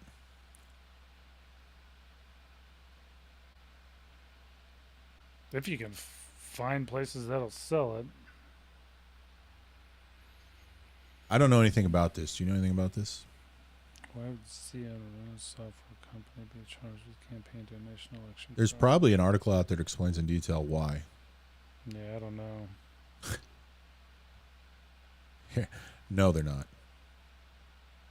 That dude's rich, but they're not that powerful. Their influence is the amount of people that have accounts there and what they can do to provide basically information warfare. But they're not as rich as that dude is, as big as the company is. They're not that influential in government anything. If they were, they wouldn't be in front of the Senate so much. I mean, all those guys, Twitter, Bezos, they're not influential rich business guys. They come from a group of people, .com or later era, that developed companies that became multi-billion-dollar corporations. Even Gates wasn't that influential. The people with money, even if it's not that much money, influential is old money. Old money, a lot of family ties to government actions, world things have gone on throughout the centuries, decades at least. Plus, there's websites and stuff out there the government has used or does use. Facebook would be the way to go. If they're going to use social media and really use it progressively in any sort of intelligence collection or operation or anything to sway the public, they use Twitter. He's weaponized. Well, he's a tool. I agree with that much. Whichever name I threw out there. What other questions you guys got? I think I've got through them all. I haven't hit them all. I'm just saying I've read them all. I'll scroll back here, see if there's any good ones. Yeah, that's a good one. I don't look at it as being divided. I look at it as being free. Free versus not free. Free thinking versus told what to think. Question with boldness everything, including the most of the existence visions of a are god. fake. Ollie says, trying to conquer the masses by creating fake battles. Well, look at the media. They're called media and not news anymore for a reason. They're not news. They are for-profit businesses. They have stakeholders. They will create anything.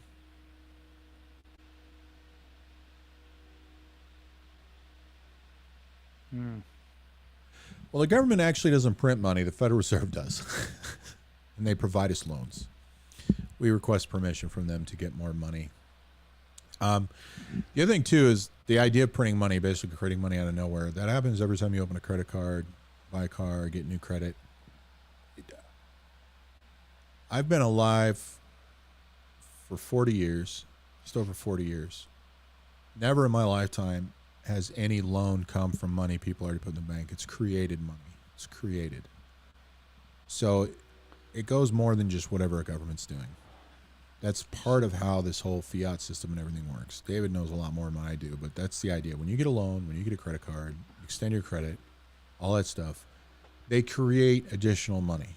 They don't give you something that's already there. Governments do the same thing. You could look into fractional banking. There's some easy definitions for that. Also, you probably want to look into there are some short, like 3 or 4 minute videos on YouTube that describe what Keynesian economics is all about. I would look into that. But as far as hyperinflation, as far as, how close do you think massive inflation or more could be? Very close. You're already seeing it. A lot of people don't know it. Shammer and I were talking about this, what was it, last week, something like that. I was talking about, I just wish I could be very blunt about the fact that if you're not gaining 25% growth on your income, you're already a victim. And he was like, "Do it." And I'm like, "Yeah, but it's a hard thing to really delve into." But here's the thing: you got to remember that fiat currencies, fiat equals fake, basically. Hyperinflation has occurred 45-ish times post World War II around the world, and it's all based on a recipe. And now we can see it. You can see our spending go through the roof. We can see our value drop out of nowhere. It's about to occur, and I've often said that you could look at Venezuela to see where we're heading, and it's unfortunate, but that's I do see that in a lot of ways. So, yeah. Let's see. Rubicon says, any videos coming up on how to organize and manage resistance cells? So resistance cells are clandestine cells throughout history. If you look them up, you'll see ones like on types of insurgent groups, whether you agree with what they're doing or not, or resistance groups like well-known ones like the French Resistance, as well as other ones throughout history. They're clandestine organizations. You know the organization's name, what they're saying they're there for, but they as a whole or portions of them are doing something else. I don't have any plans for that, but I could. I'm not sure where I would go with it because I could go a lot of ways. I guess it'd be more what you want or what the viewers want. But there's a lot of ways you could look at it. Like, you could argue that not Antifa as a whole, but portions of them probably operate like resistance cells, somewhat effectively, somewhat not. There's other organizations that do it, as well as government and terrorist organizations, justify stuck inside of our own borders. So it really depends on what the organizations are, how they affect your life. It really depends on what you wanted to hear about, not what you want to hear.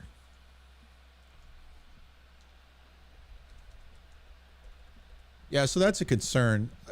Thing is, theoretically, it's not that difficult to have World War III, whatever you call World War III, and a civil war at the same time. Biggest threat militarily to our nation has always been an EMP. Basically detonated over Ohio. It knocks out enough of us in Canada that knocks us to the Stone Age for quite some time, and it can affect our ability to communicate to other military assets overseas. They have to go on existing orders and pencil where they're at and what information they can get, assuming they don't get EMP'd. At which point, nobody could even touch the U.S. They could just all go at it and do whatever they want. And by the time we recover, even if it's only in a few days, the entire map could be changed. And so while that's going on and they're having World War III, we could develop into, we need help, we need assistance, we have civil unrest, possibly a civil war, to where the world war could end long before ours does. That's one theoretical possibility. So this is pretty cool. Sorry. So go ahead. He was talking about resistance cells for ciphers and codes. I can look into that as possibly doing it. Sorry, I thought you meant clandestine cells. But yes, I'll look into that. I don't have any plans for it, but yeah, I can do that. What were you going to say? I was going to say that just sort of a follow-up. I didn't know this has only been up for 2 months. But there's a documentary called End of the Road, How Money Became Worthless. This is one of those documentaries that I have been trying to advocate people to see for years. But it's finally free up on YouTube. It's been up for 2 months. I just saw it, so I posted that in the chat, so be sure to check that out. It's a great documentary to talk about where things are going. I watched that a couple times. Love that documentary. I think between the two links that I put into the chat just there are, I think, what will get most people at least on the path to a stronger understanding of where things are going. Now the cartoon one, there are some things that are a little inaccurate. Specifically, like there's a couple of quotes. Just little nuances, but for the most part, it is pretty darn good. So,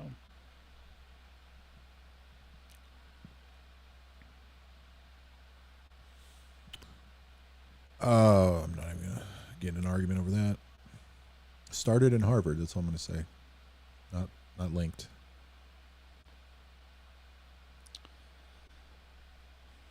Let's see. I'll look into that video. I think. Whatever he's talking about. I think I heard it on American Warning. Yeah, it's called DMR Publications now. Yeah. So where David went wrong, which I didn't know this, but so you can go in and rename your YouTube channel. If you have a YouTube account with a channel, you can create like up to 5 additional accounts under the same a login essentially so that they could all be connected for AdSense and money making. And we didn't realize this at the time. So when he consolidated everything, he had a huge following, thousands of people in American Warning. He started DMR Pub as a separate account. Had we known what he, had he known what he would have done, it was just change American Warning to DMR Pub. He would have kept all his followers. Consolidates everything, all his websites, everything he's doing under DMR Publications. Starts a new YouTube channel. So he's got like 1,000 people there.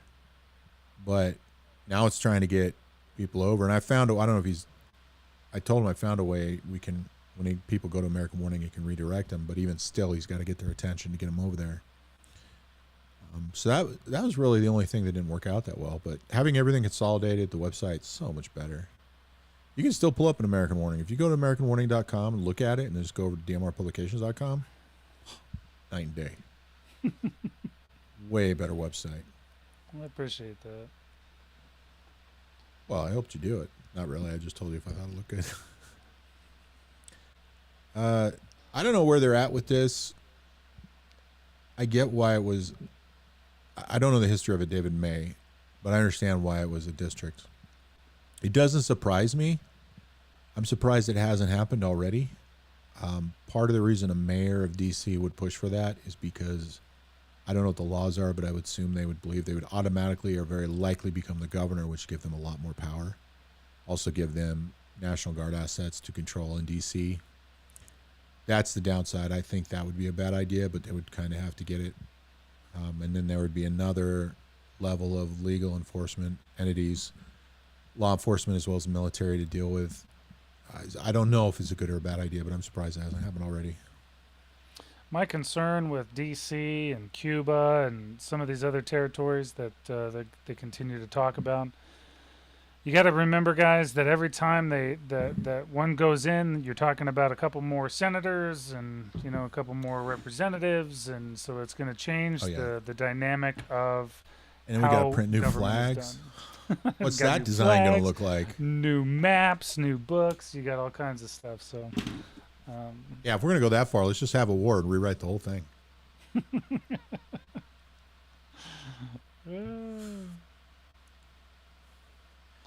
I would agree with this statement. Fear porn, but it blew up after 9/11. Yeah. And the thing is, it's been so long, I almost want to talk about it, but I have unpopular positions on things. Like 9/11. That was terrorists. There's compelling documentaries and videos out there. I get it. There are things that happened that aren't known, and there's conspiracies that are fairly accurate. But in a general sense, it was terrorists for the most part. Oh, there you go, David. They love your links. Yeah, no problem. I'm happy to help. That's why I made you moderator. I think so you can put links in. Well, that's how it used to be. Am I a moderator? Right on. Yeah. Well, if I knew that, I'll just start banning people. People don't really... Like, if it's just me and we're doing a talk like this and I get really direct, I'm not teaching something, people get kind of mouthy. But, like, when it's you and me or Luke, any combination of us, it doesn't really happen. If I tried to talk about this stuff and I was like, you're stupid. If I started talking like that, I'd be getting a lot of pushback.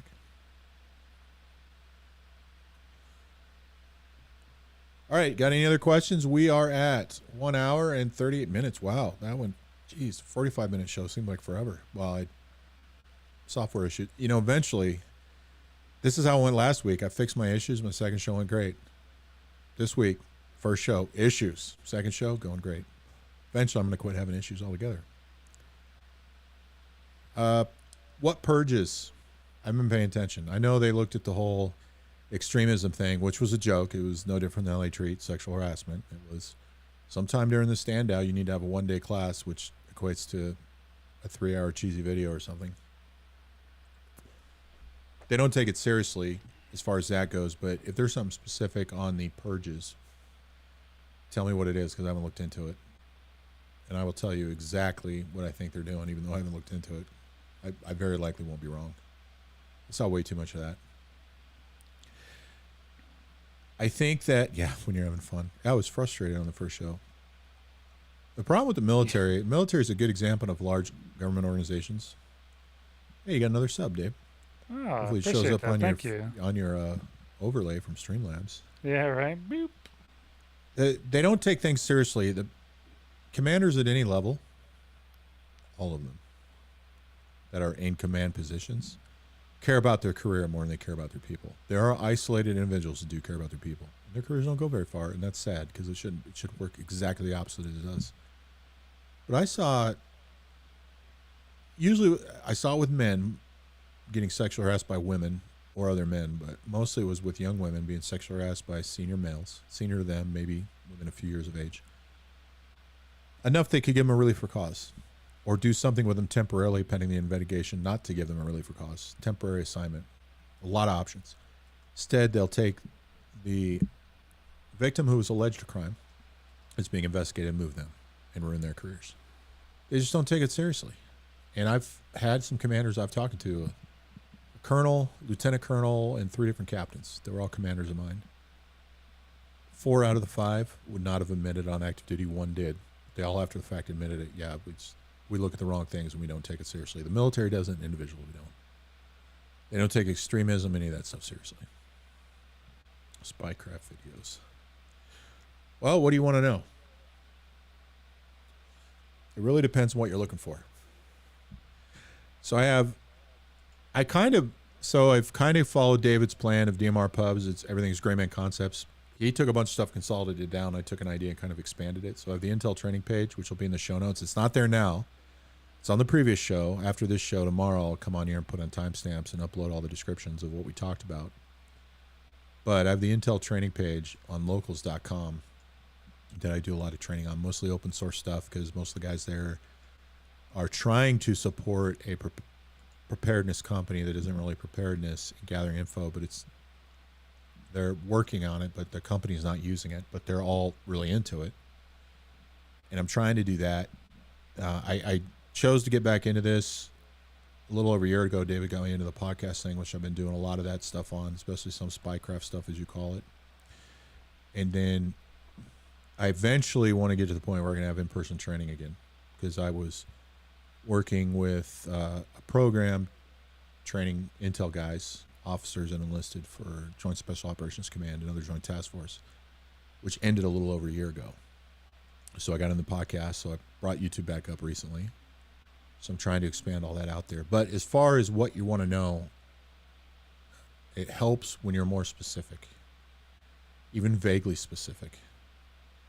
Like if you were to say body language and nothing more specific, that gives me an idea. If you just say spycraft, that's so many things. Books, links for Oxid. So that you'd want to get on the Intel training page. Go to any of my other previous live videos, and one of my first links under the description will say Grayman, and it'll say Intel Training and Education on locals.com. I have done older videos on this. I've talked a little bit about it recently. I do a lot of this on my podcast. My podcast is called Grayman Hiding in Plain Sight. It's an audio podcast put through Anchor. It's on Spotify, Pandora, iHeartRadio, and about 15 other platforms. Any podcast app probably has it. I've seen it on 17 total. But I talk a lot of stuff on there about that and more coming. I CIA was in the news. They're always in the news. I think those guys do recon for the DoD. No. The DoD has their own recon guys that do it. They may do things that share with them, especially on larger military operations. It gets shared, of course. But they don't do things in direct support of the DoD. The DoD does do sometimes things in direct support of them and indirectly. But the information is more than likely shared. It's not like I'm responding the way you wrote it. It's not like they're like, hey, go do this. This is for the DoD. That's not how the intel agencies work.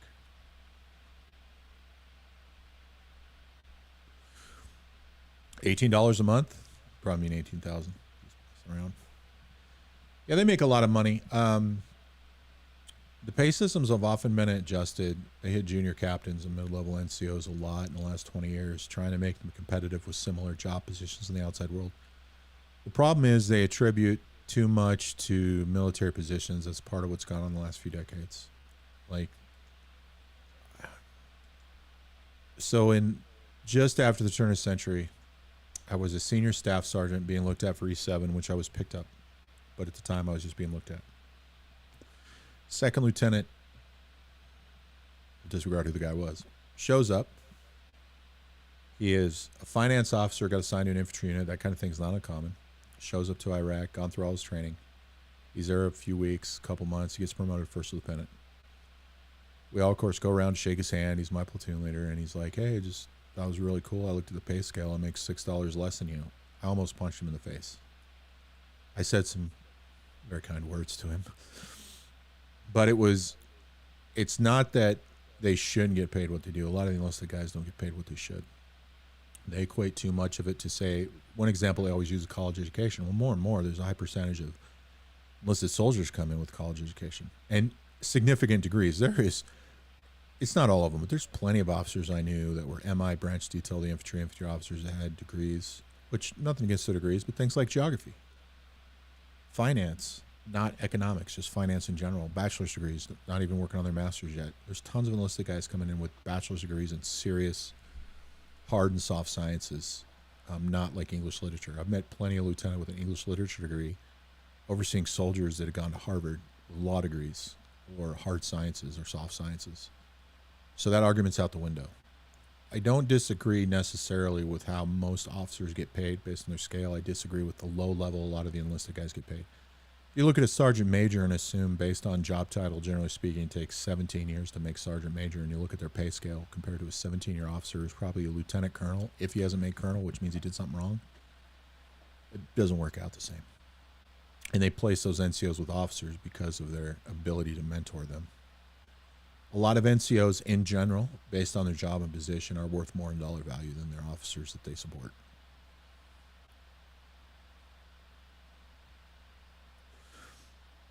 I don't think that amount of money prevents them from betraying their oath. Some of them have done it.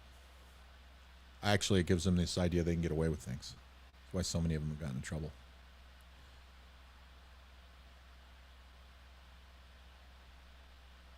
Yeah, they're not called black anymore. Black's changed. They have a different designation. They're not colors for an overall unit. I'm not talking squadrons. The squadron. Yeah, so the squadrons are still colors. I thought you meant the team being called black. Yeah, the squadrons have colors. There's numbers and colors. Dev group are colors. Regular teams are numbers. But the overall group designation, those have changed, and I think theirs changed again. Most of the time when it comes especially to Tier 1 units, what people know is usually 2 generations old at least. Like Delta Force, Delta, they're known by that, but they haven't been called that in forever. They were 88 for a while. There were different color names. Green, they were part of Green, which was a bunch of different people. Numerical numbers, 2 and 3 digits. Those have changed a lot. Even the Rangers.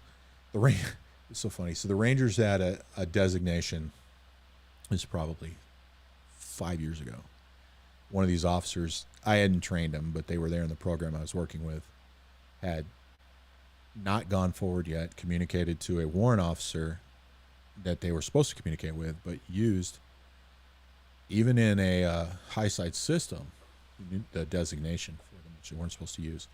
Called the director, we dropped the officer, and then the entire task force had to change their designation because of that idiot.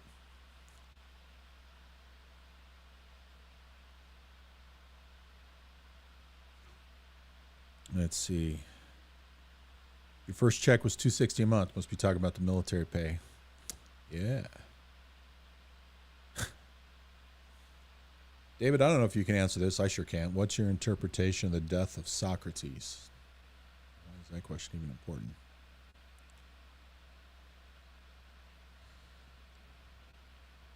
Socrates was the original ultimate martyr.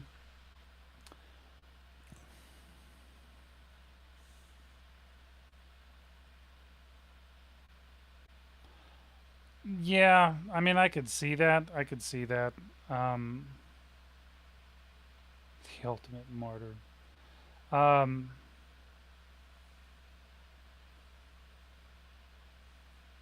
Yeah, I don't know. I mean, that is kind of it's an interesting interpretation. I'd ponder that. I'll ponder that. You're talking to a guy who I love ancient Greece. Love it. I like my guys are Aristotle, Pythagoras. Um,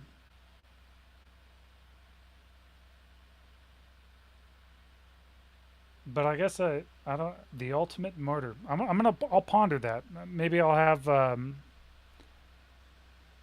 Socrates exposed the elites for being less wise than they claimed to be.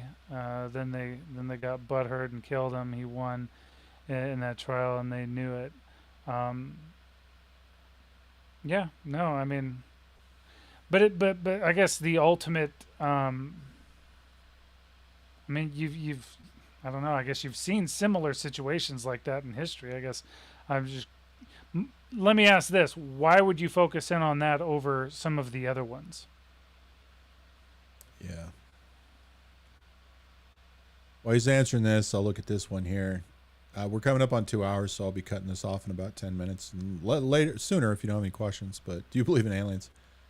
So my take on it is this: based on what our current understanding is of the size of the universe, if it even has an end, and what we decide based on our own science is what is possible, I think there's only two possibilities.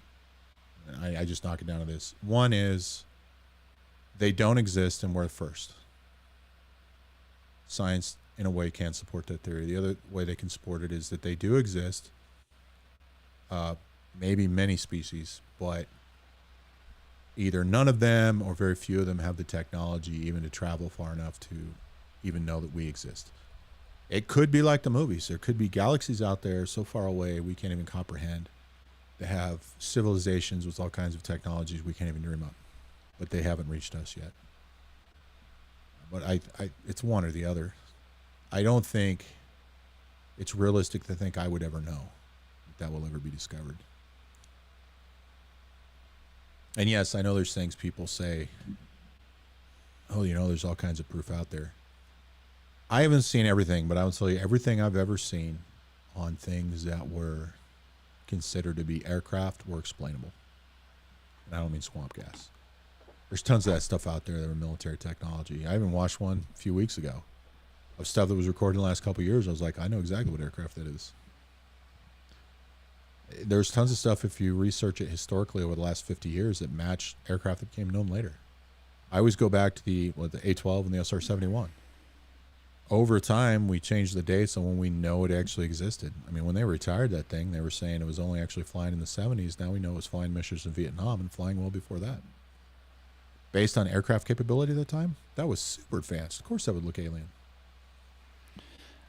And for the math on related to Drake theory, I would tell you I definitely believe in aliens.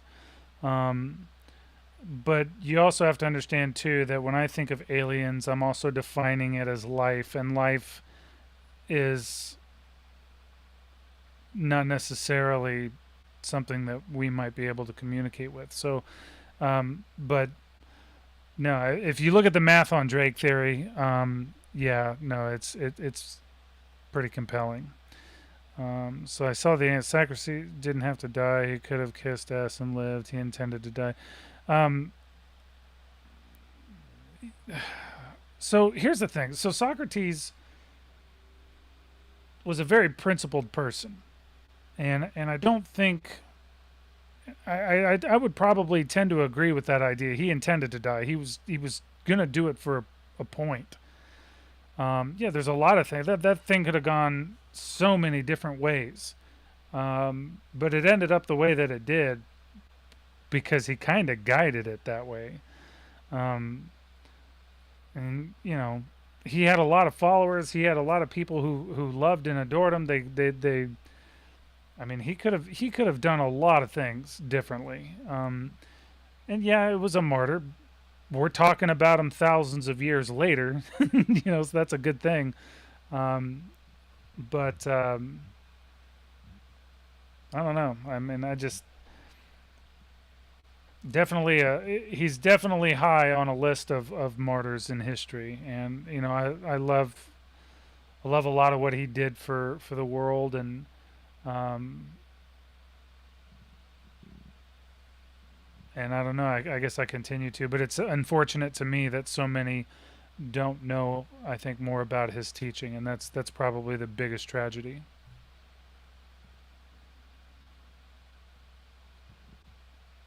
Military technological development. It's not the only place, it's just the most famous. And I don't mean S4, there's a bunch of them. There's a bunch of places. Just like bunkers for continuity government, they're everywhere. There's a bunker 6 miles from me that I've been in. But yeah, it's just like anything. It's government secrets. It's classified. They don't want opposition to have it. Therefore, you have to keep it from your population too, especially now. If you brought a bunch of people into Area 51 and let them throw that up on Twitter, everybody'd know. Okay, so we're coming up here. I'm going to answer this one last question, and then we're going to go and end the show at 2 hours. Oh wait, hold on. Before you answer that one, let me retort to the one right above it. Okay. Okay. So yeah, Socrates was guilty, but you guys got to remember. He could have fled. But he was like, no, give it. And what was he? Poisoned to death. So, he could have ran away. But he didn't. And that's the way. Or he could have fought. Or he could have gone after the people who were going after him. Which, why I look at guys like Ethan Allen as awesome. So I don't know. Just something to think about. Yeah, so if you're still on here after this broadcast ends, leave a comment below. Let me know the kind of stuff you want us to talk about for our 1 hour Sunday show that I plan and try to teach things, do more stuff of, as well as our after show. Our last question. Sorry, that was the wrong one. How soon do you think you will get the in-person training going? I don't know. I need to move. Part of it's based on geography and population centers and places where people want to get the training, which is a wide range of things beyond just what I do on YouTube or the podcast. Where I'm at, the closest population center, which is very liberal and very small, is an hour and a half, almost 2 hours away. And the next closest one's another 2 hours away. So the places I've looked at living include Montana, in that general region, not just Montana, and places like Northwest Arkansas. And where I'm there's many reasons that if I ever pick one or describe why I picked them, part of it has to do with having training so that I have population centers of people that likely want it in 3 to 4 different directions within a couple hours of drive that can come to me or I can travel to easily. I will be doing some of this type of Grayman stuff as well as things like map reading, land navigation, medical stuff, especially if I'm in a place like Northwest Arkansas. I can get David out there. He wants to move there one day anyway. If the money's there, Luke wants to move from Canada and open up a school, especially with both of us.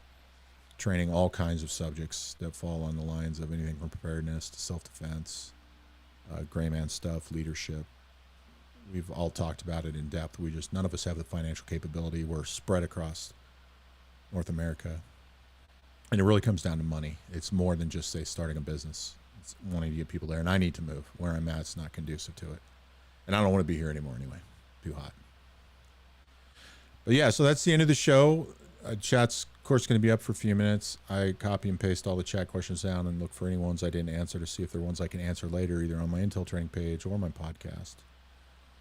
This has been our show. I will have, within 24 hours, I'll have the timestamps up for anybody who wants to go back through again who's missing this later. Thank you from David Robertson to DMR Publications. Don't forget to check out his podcast at The Discreal Thoughts and Philosophies at DMR Publications and his website, dmrpublications.com. And also, if you're interested in some good training, check out Grassfire Industries. That's his leadership training course. In the near future, we'll be calling him Dr. David Robertson. Thank you for joining us, and that is the end of our time.